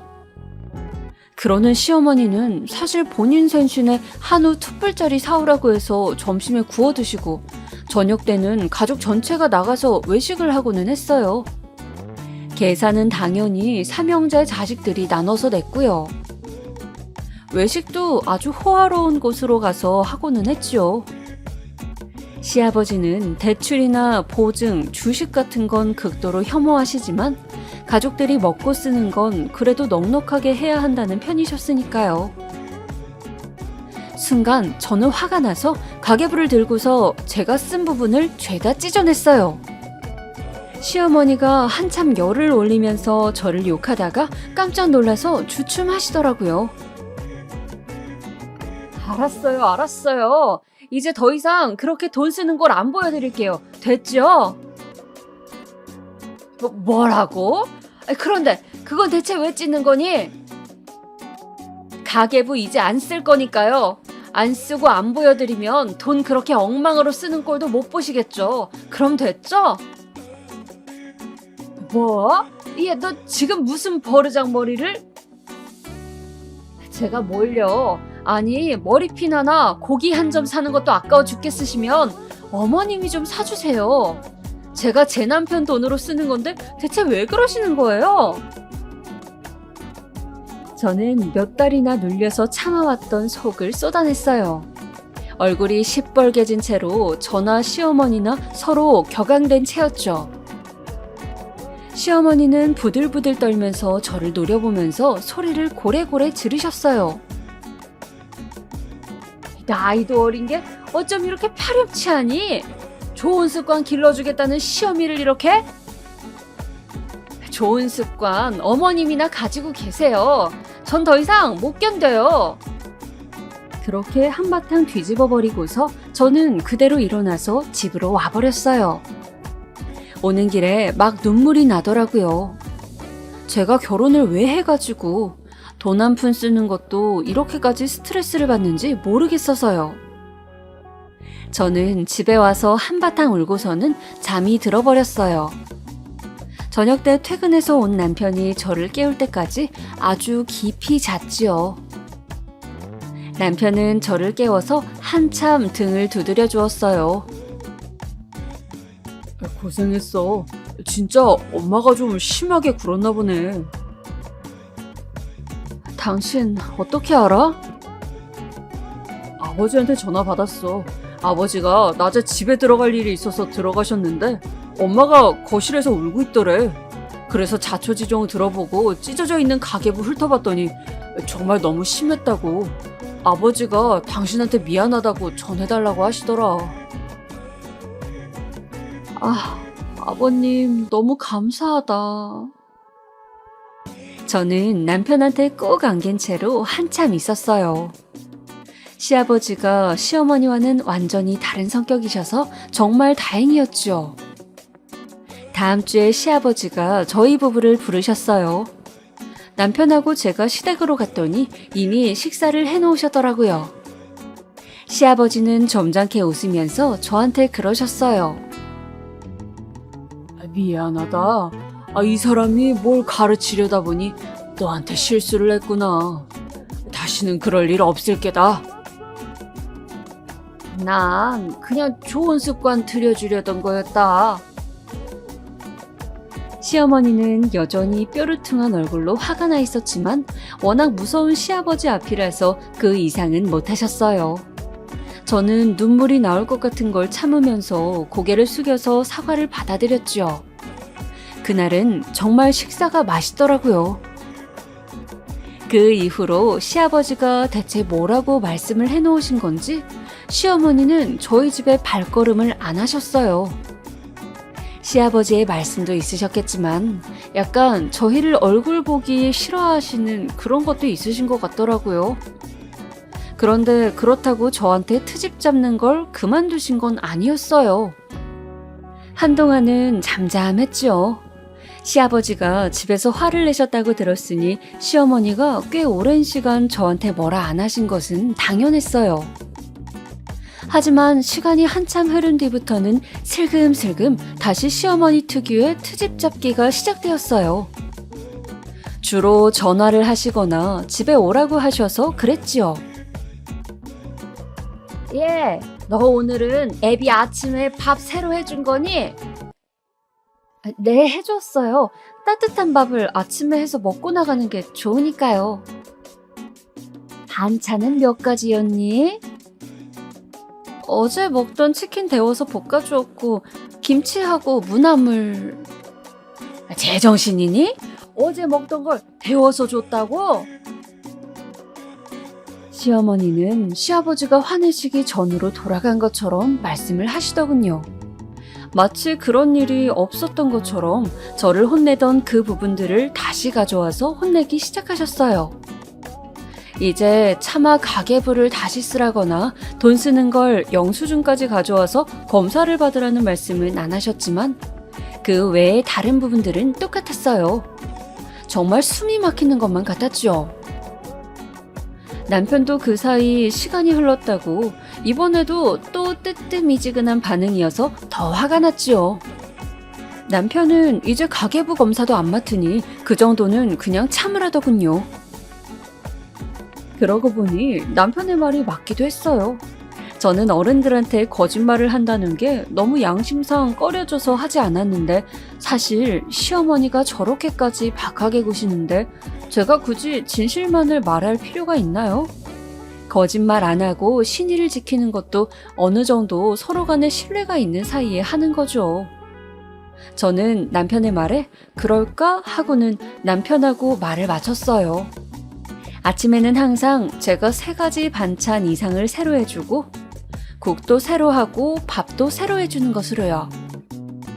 저녁에는 5가지 이상 반찬해주고 매일같이 찌개도 새로 끓여준다고 하기로 했어요.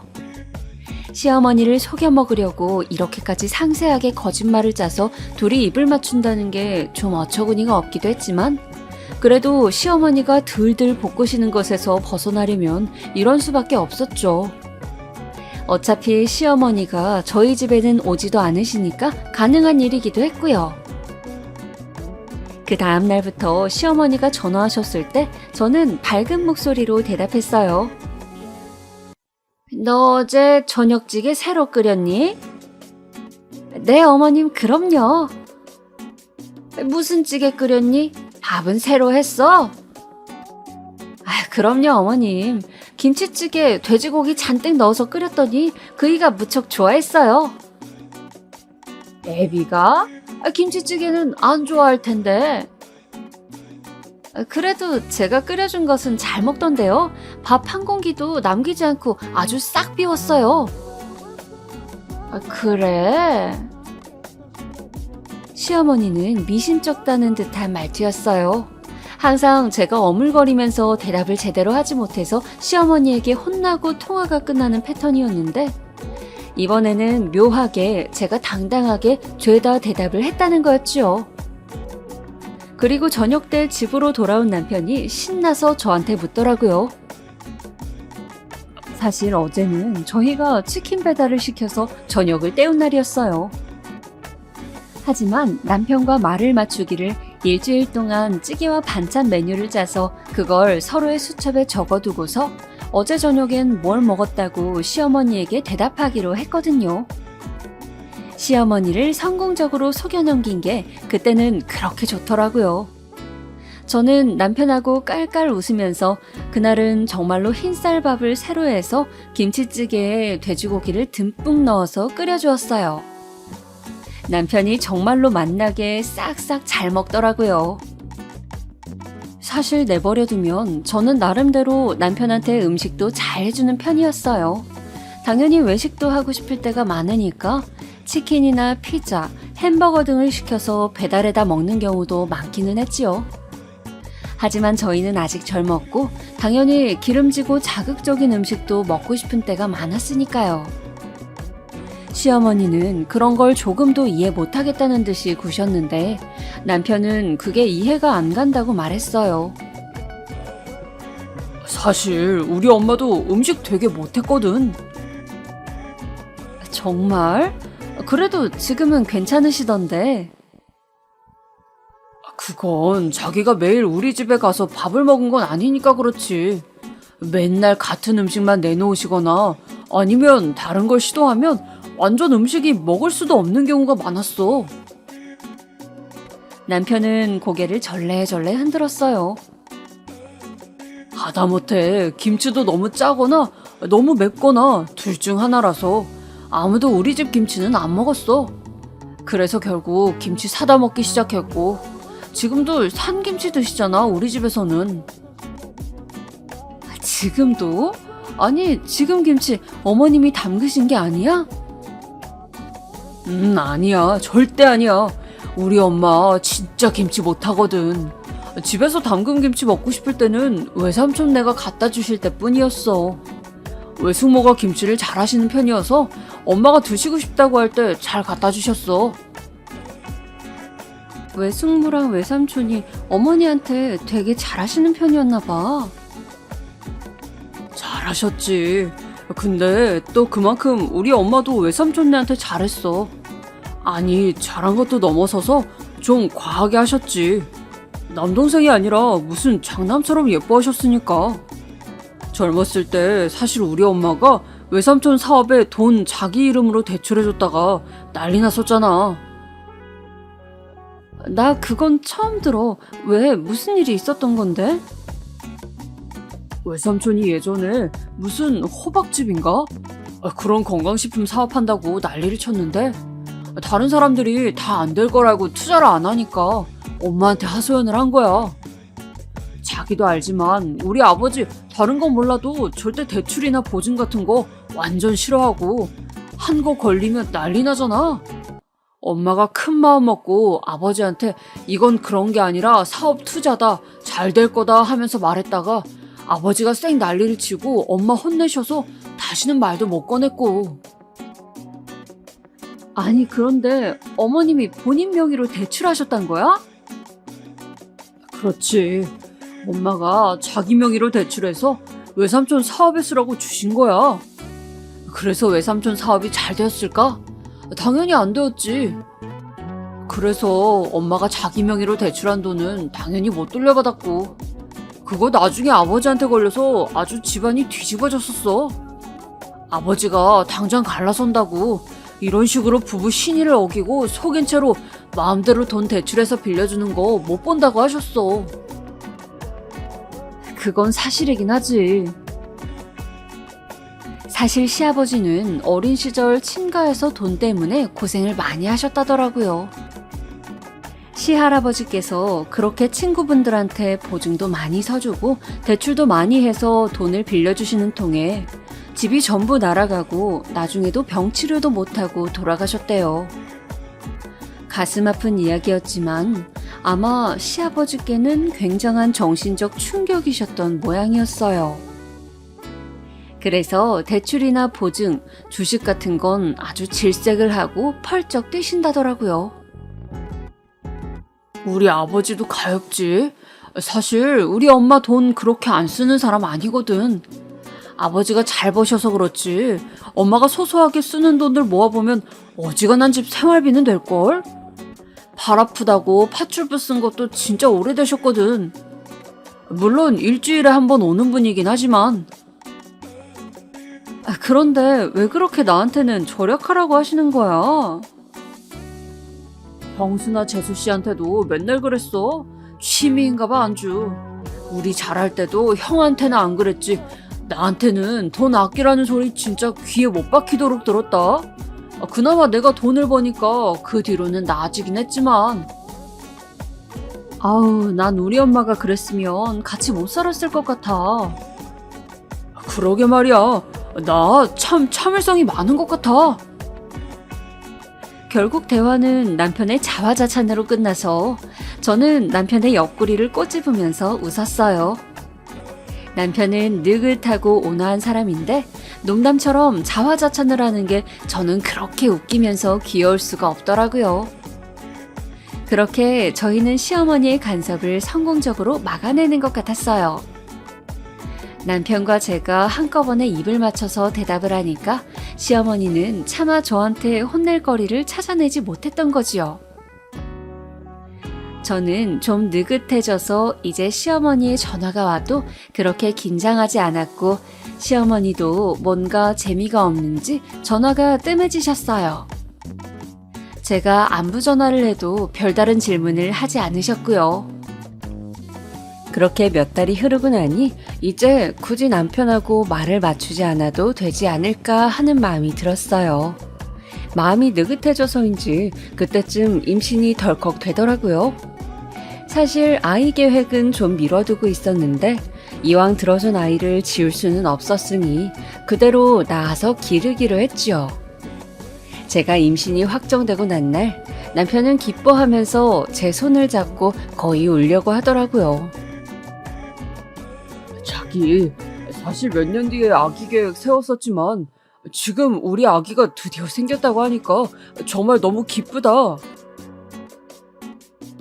나도 좋아. 생각보다 빠르지만 상관없는 것 같아. 우리 잘 낳아서 잘 기르자. 그럼 우리 아이인데 정말 내가 할 수 있는 한 잘해줄 거야. 자기도 이제 진짜 몸 조심해. 오히려 임신 초기가 더 위험하다더라. 몸 가능한 움직이지 말고 가능한 조심하면서 앉아있도록 하고. 알았어. 꼭 그렇게 할게. 시댁에도 말씀드렸더니 시아버지가 정말 많이 기뻐하시더군요. 반면 시어머니는 듣는 둥 마는 둥 어딘가 시큰둥한 얼굴이셨어요. 오히려 시어머니는 제가 임신을 한 게 무슨 유세냐는 듯이 눈을 홉뜨고서 저를 아래 위로 바라보셨지요. 시어머니는 저를 흘겨보셨지만 제게 트집 잡을 만한 거리를 발견하지 못하셔서 한숨만 푹 내쉬셨어요. 남편과 그렇게 한번 시어머니를 속여 넘긴 이후로는 시어머니한테 그냥 대충 대답하는 것에 그리 양심의 가책이 느껴지지 않더라고요. 지금 임신 갓한 애한테 그게 무슨 소리를 하는 게요? 괜찮다, 새아가. 넌 그냥 아무 걱정하지 말고 건강한 아기만 낳으면 된다. 아들이면 좋겠지만 딸이어도 좋다. 어차피 우리 집안에는 손자가 이미 많으니 넌 걱정하지 않아도 돼. 네, 아버님, 감사해요. 시아버지도 어쩔 수 없이 아들 편애이긴 했지만 그래도 시어머니보다는 훨씬 나은 반응이셨어요. 어차피 정말 시댁에서는 시아주버님네 손자가 둘이나 있었고 시동생네 손자가 하나 있었거든요. 저희가 딸을 낳든 아들을 낳든 아무런 상관이 없는 상황이었죠. 시아버지는 잠시 생각하시더니 고개를 흔드셨어요. 아니, 차라리 손녀가 좋겠다. 우리 집에는 손녀가 없어. 손녀라니 정말 얼마나 예쁘겠느냐? 거물거물하고 사랑스럽겠구나. 여보, 그게 무슨 말이에요? 그래도 손자가 있어야지. 그 다음에 손녀를 낳아도 낳아야지. 아무튼 어느 쪽이든 좋다. 부디 건강하게만 낳아라. 시아버지의 축하하는 말을 듣고 나니 저도 참 좋더라고요. 남편도 싱글벙글하면서 말했어요. 저희도 파출부 아주머니 한 분 쓰려고요. 일주일에 한두 번이라도 힘든 일을 맡기면 훨씬 이 사람이 편하지 않을까 싶어요. 그래. 아내 몸은 남편이 생각해줘야 한다. 꼭 써라. 시아버지가 고개를 끄덕이셨고 남편은 제 손을 꼭 잡으면서 웃었어요. 저는 마냥 행복하기만 했죠. 그리고 그 다음 달부터 당장 파출부 아주머니를 구했어요. 남편은 우리 동네에서 일 잘하신다는 분을 수소문해서 모셔왔다고 하더라고요. 아주버님은 인상도 좋으셨고 제가 임신했다는 이야기를 하자 고개를 끄덕이셨어요. 아유, 새댁. 임신했을 때는 초기에 조심해야죠. 힘든 일 있으면 남겨놨다가 나한테 맡겨요. 내가 정말 일 하나는 자신 있거든. 감사합니다. 저희가 페이도 넉넉하게 드릴게요. 됐어. 난 그냥 받던 대로만 받으면 돼. 파출부 여사님은 성격도 시원시원했고 일도 정말 잘하셨어요. 여사님이 머무르신 지 6시간 정도 되고 나서 집안이 반짝반짝해지더라고요. 같은 청소라도 제가 하는 것과 여사님이 하는 것이 완전히 다른 듯한 느낌이 들 정도로요. 같은 청소기와 같은 걸레로 어쩜 이렇게 결과물이 다른지 모를 일이었어요. 제가 좋아하니까 여사님도 웃으면서 흐뭇해 하시더라고요. 저는 여사님이 푸근해 보이셔서 첫 만남부터 정말 좋았어요. 여사님은 일주일에 2번 저희 집에 오시기로 했는데 올 때마다 냉장고 청소며 화장실 청소며 밀린 일들을 전부 해주셨어요. 그러면서 저는 여사님이 잠시 쉬실 때를 틈타 커피도 타드리고 마주 앉아서 이것저것 수다를 떨거나 조언을 얻기도 했죠. 그렇게 제법 한참이 지났어요. 제 생각에 1~2달 지났던 것 같아요. 저도 배가 조금씩 부풀기 시작했고 여사님도 저희 집에 많이 익숙해지신 상태였죠. 그런데 그러던 어느 날 갑자기 시어머니한테 또 전화가 왔어요. 저는 이제 시어머니가 전화통화로 들볶는 걸 그만두신 지 좀 되었기에 별다른 부담감 없이 전화를 받았지요. 어머님, 무슨 일이세요? 내가 오랜만에 너한테 싫은 소리 좀 하려고 전화했다. 그때부터 벌써 불안한 기운이 감지가 되더라고요. 저는 수화기를 붙들고서 당황할 수밖에 없었어요. 너 살림을 어떻게 그렇게 엉망으로 하는 거니? 대체 살 수가 없다 내가. 아무리 네가 게으르다고 해도 그러면 안 되는 거지. 네? 제가요? 하지만 어머님, 저는 요즘 그렇게 게으름을 피우지는. 너 요새 애비 아침밥 반찬 몇 개 해주니? 빵, 떡 이런 걸로 해주고 있지 너? 그게... 딱 잘라 아니라고 했었어야 됐는데 너무 오랜만에 당하는 거라서 제가 순간 대답할 틈을 놓쳐버렸어요. 그때부터 시어머니 잔소리가 쏟아지더라고요. 너 내가 그동안 그렇게나 봐주고 말을 안 했더니? 그러더니 곧바로 이렇게 풀어지는구나. 그리고 현관 청소나 베란다 청소는 매일매일 하는 거다. 남한테 맡기지 말고. 그리고 애비 속옷하고 양말 같은 건 네가 손으로 다 빨아서 말려줘야 하는 거고. 어머님, 그건... 그리고 너 애비 다림질 제대로 안 해주지? 지난번에 우리 집에 왔을 때 애비 양복이 구깃구깃 아주 엉망이더구나. 어머님 죄송해요. 하지만 그건 그이가 너무 옷을 험하게 입어서 아침에 다려줘서 나가도 구겨져서 들어오기 때문에. 또 변명이지. 어머님 그게 아니라, 그리고 제가 임신 초기라 신경을 평소보다 못 쓰는 것도 있지만.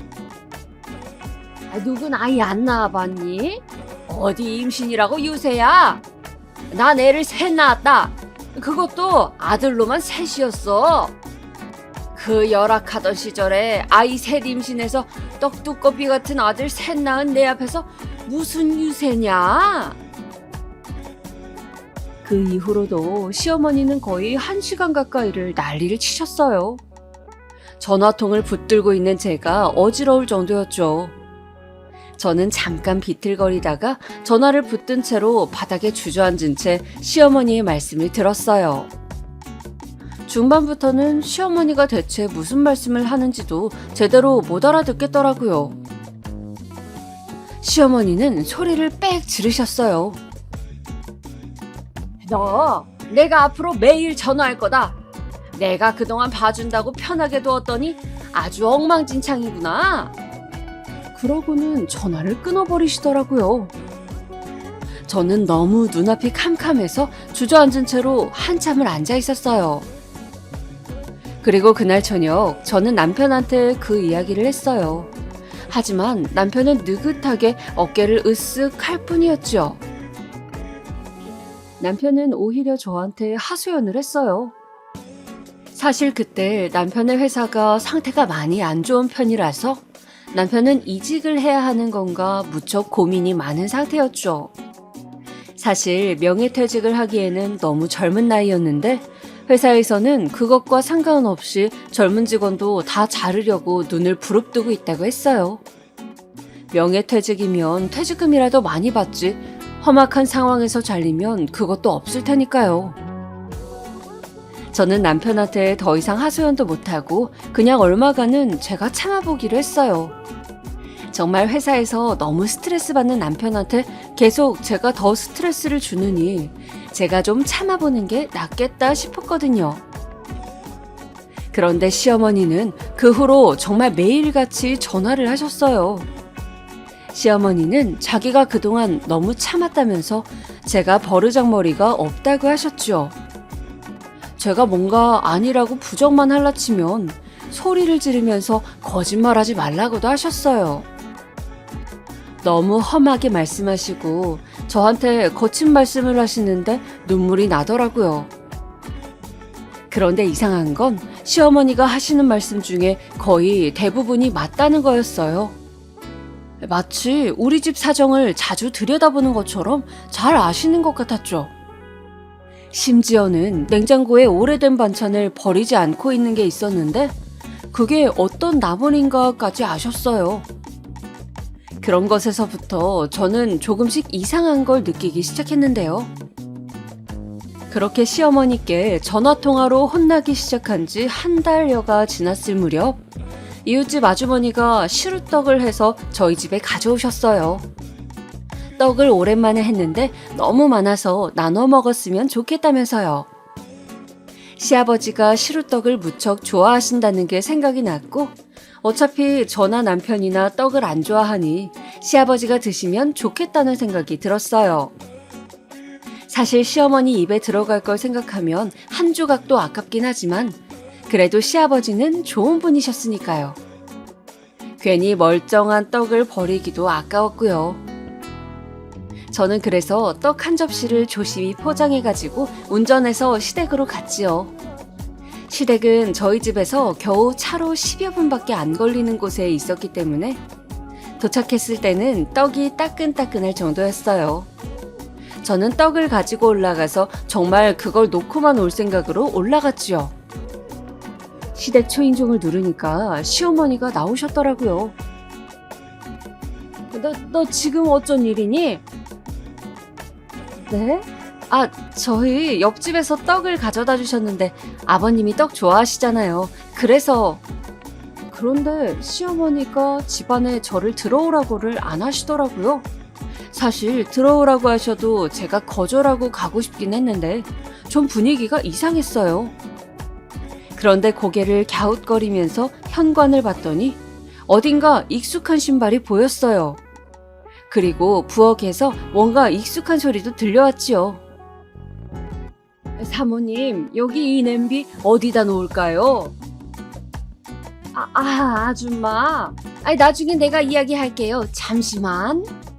전 그 두 가지를 목격하고 저희 집에 오는 파출부 아주머니가 시댁에도 오고 있다는 사실을 알아차렸어요.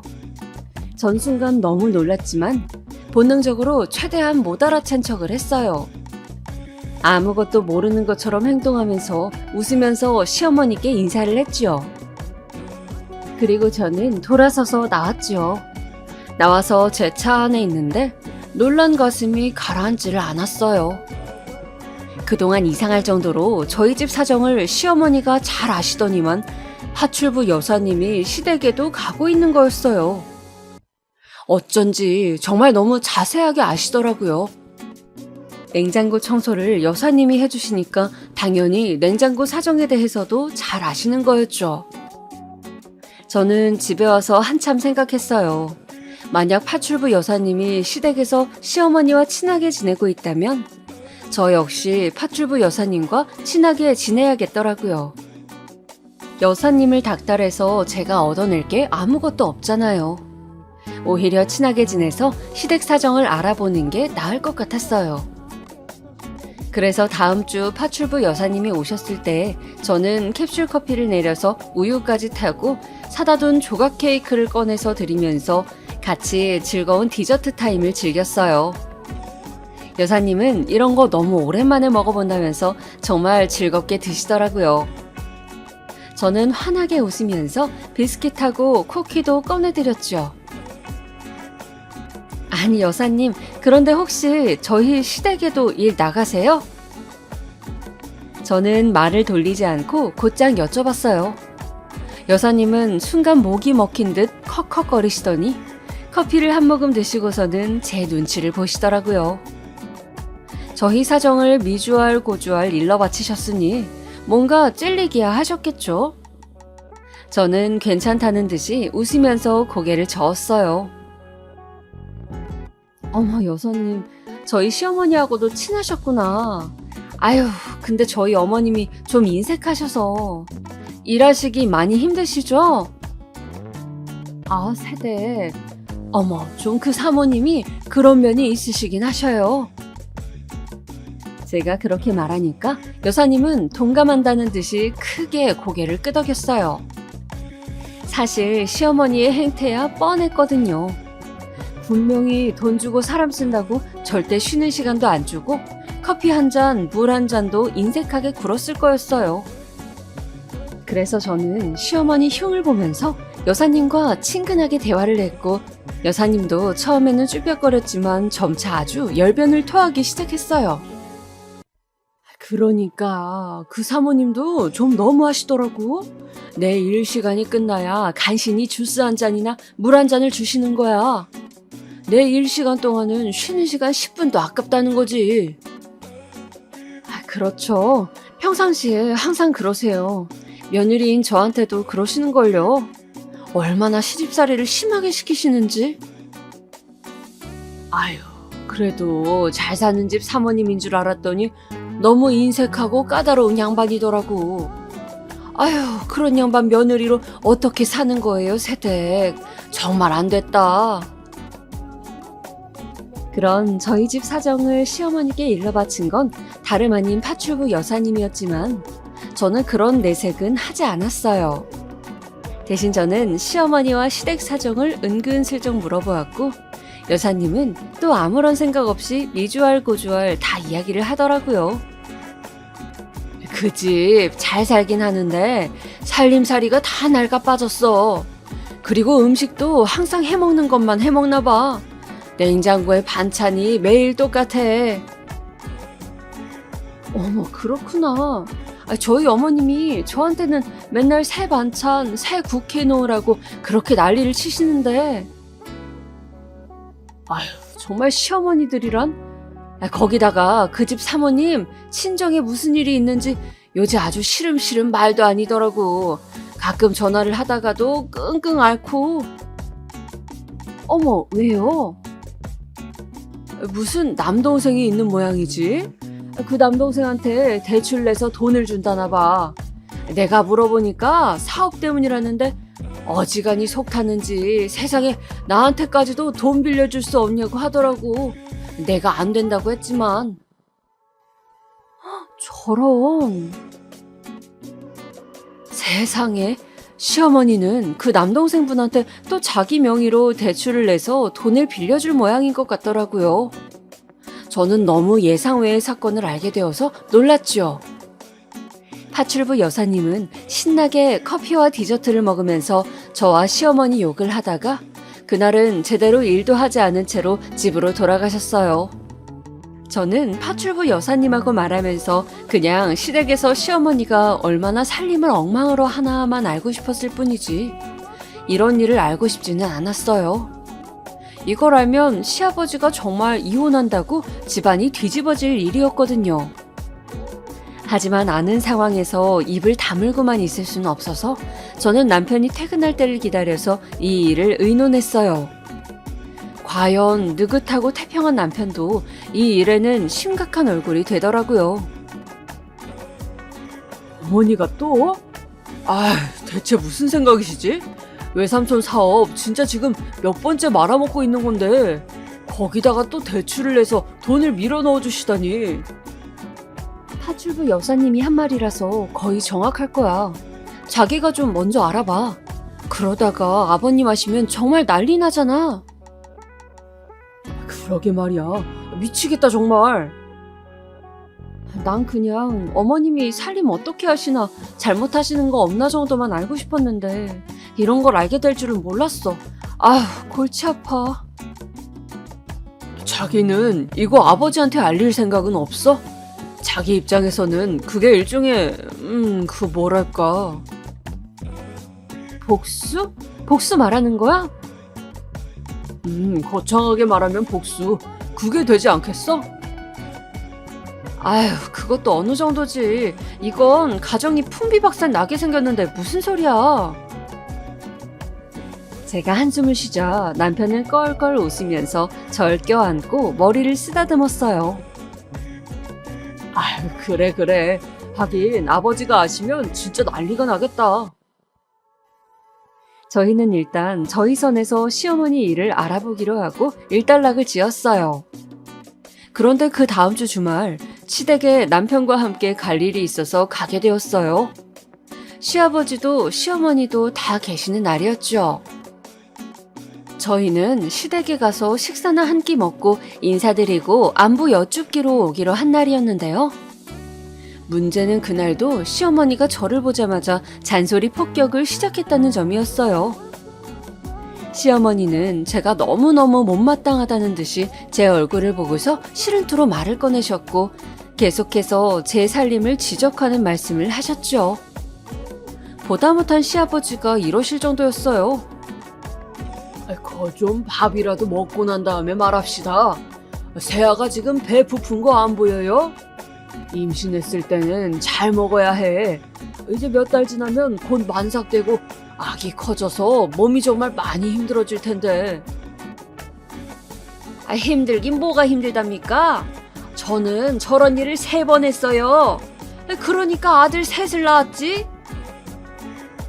물론 그렇긴 하지만 그렇다고 지금 세아가가 안 힘든 건 아니잖아. 시아버지 덕분에 위기는 넘겼지만 저는 속으로 울컥 분이 치솟더라고요. 파출부 여사님까지 훔쳐가서 저희 소식을 알아내고 그걸로 저를 구박하기 위해 사용하시는 어머니가 너무 괘씸했어요. 사실 참는다고는 참아도 제가 뭐 성인군자가 아니잖아요. 지금 시아버지 몰래 가정이 박살날 만한 짓을 하고 있으면서 저한테 저렇게 구는 게 혹시 자기 스트레스를 푸는 건 아닌지 의심될 정도였죠. 저는 꾸역꾸역 밥을 먹었고 식구들의 식사가 모두 끝난 이후에 설거지와 뒷정리까지 혼자 다 했어요. 남편이 도와주려고 했지만 시어머니는 매몰차게 남편 손을 잡고 거실로 나가버렸지요. 저도 남편 등을 밀면서 일단 나가 있으라고 했고요.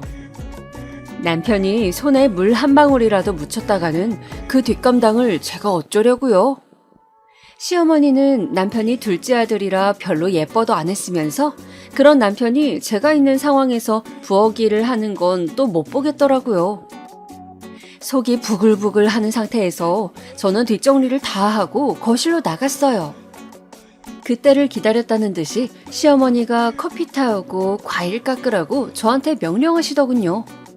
저는 그때 이를 꽉 물고서 과일과 차를 대령했고 가족들이 차를 마시는 동안 혼자 과일을 깎았어요. 그리고 아니나 다를까 또다시 시어머니의 호령이 시작되었죠. 너는 대체 어떻게 된 애가 제정신이니? 빨래를 매일매일 해야지. 그걸 뭐라고 모아놨다가 해. 그리고 계절마다 커튼 빨래는 미루지 말고 해야 하는 거야.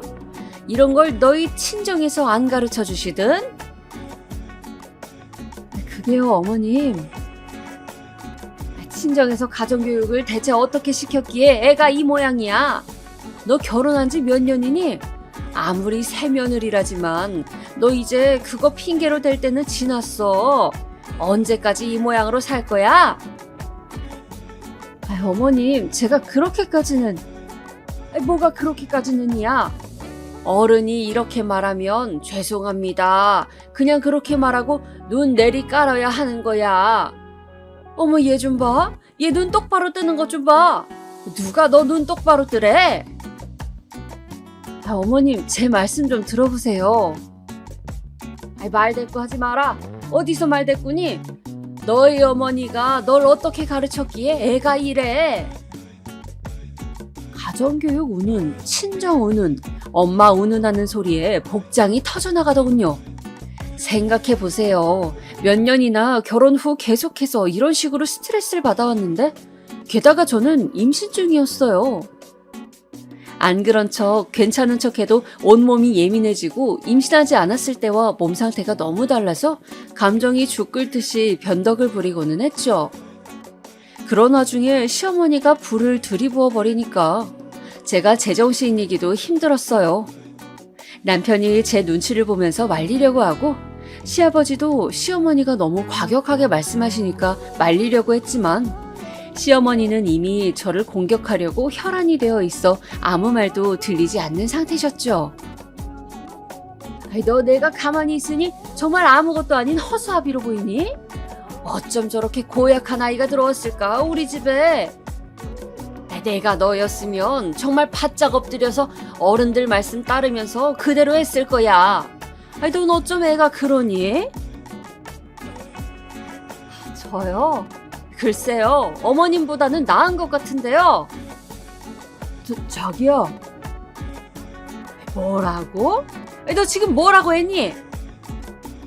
어머님보다 낫다고요. 아무렴요, 제가 어머님보다는 훨씬 낫죠. 남편이 저를 말리려고 했지만 저도 눈이 돈 상태였어요. 시어머니가 너무 밉고 친정이며 저희 엄마며 가정교육 어쩌고 한 게 그 무엇보다 화가 났어요. 더 이상 어디까지 참아야 하지 싶은 생각도 들었고요. 최소한 저는 어머님처럼 대출받아 사업에 밀어넣어주진 않잖아요. 계속 망하는 남동생 사업이라든가 말이에요. 뭐라고? 순간 시어머니 얼굴이 새하얗게 질리더라고요. 남편도 물론이고요. 거실에 침묵이 감도는데 제 말소리만 들렸어요. 왜요? 계속 말씀해보세요. 대출도 해주고 보증은 안 서주셨어요? 집안 말아먹기 딱 좋으시겠던데요. 너 무슨 소리를? 제 말 틀린 곳 있나요? 아니라면 아니라고 해보세요. 아니야 여보, 그런 거 아니에요. 정말이야? 새아가 말이 정말이냐고? 아니에요, 내가 그럴 리가요. 지난번에 한번 내가 뜨거운 맛을 봤는데. 새아가 넌 왜 그런 말을 했지? 저는 숨을 가라앉히면서 자초지종을 말했어요. 시아버지는 다 듣고 난 후 시어머니를 노려보셨죠. 시어머니는 새파랗게 질린 채로 입을 가린 채 울기 직전이시더라고요. 시아버지가 아무 말도 하지 않은 채로 시어머니와 함께 안방으로 들어가시고 나서 곧 안방에서 큰 소리가 나기 시작했어요. 시아버지의 노호성이었죠. 남편은 흥분한 저를 달래서 집으로 데리고 왔어요. 나중에 들었는데 시어머니는 친정 남동생한테 주려고 억대 대출을 받아놓은 상태였대요. 다행히 대출금을 남동생한테 입금하기는 전이었다는데 시아버지가 시어머니를 데리고 당장 은행으로 쫓아가서 시어머니 이름으로 대출을 줘야 하라고 해서 알게 되었다더라고요. 심지어 보증까지 서주려고 준비하고 있었대요. 시어머니는 그 남동생하고 나이 차이가 아주 많이 났기 때문에 아들같이 여긴다면서 어떻게 망하는 애를 그냥 두고 보냐고 엉엉 우셨다더군요. 그 덕분에 정말 시부모님이 이혼 위기까지 가셨는데 중간에 저희 아기가 태어나는 바람에 흐지부지 되었어요. 우리 집 최초의 손녀였죠. 시아버지는 저희 아기한테 완전히 푹 빠지셔서 나중에 손녀한테 조부모가 다 늙은 나이에 이혼했다 이야기 들려주기 부끄럽다면서 이혼을 포기하셨어요. 그 덕분에 시어머니는 이혼을 안 당할 수 있었지만 그때 이후로는 시댁에서 거의 말씀도 못하시고 눈치를 보면서 지내게 되었죠.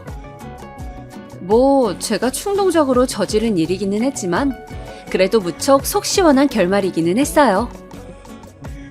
제 이야기는 여기까지입니다. 잘 들으셨으면 좋겠어요.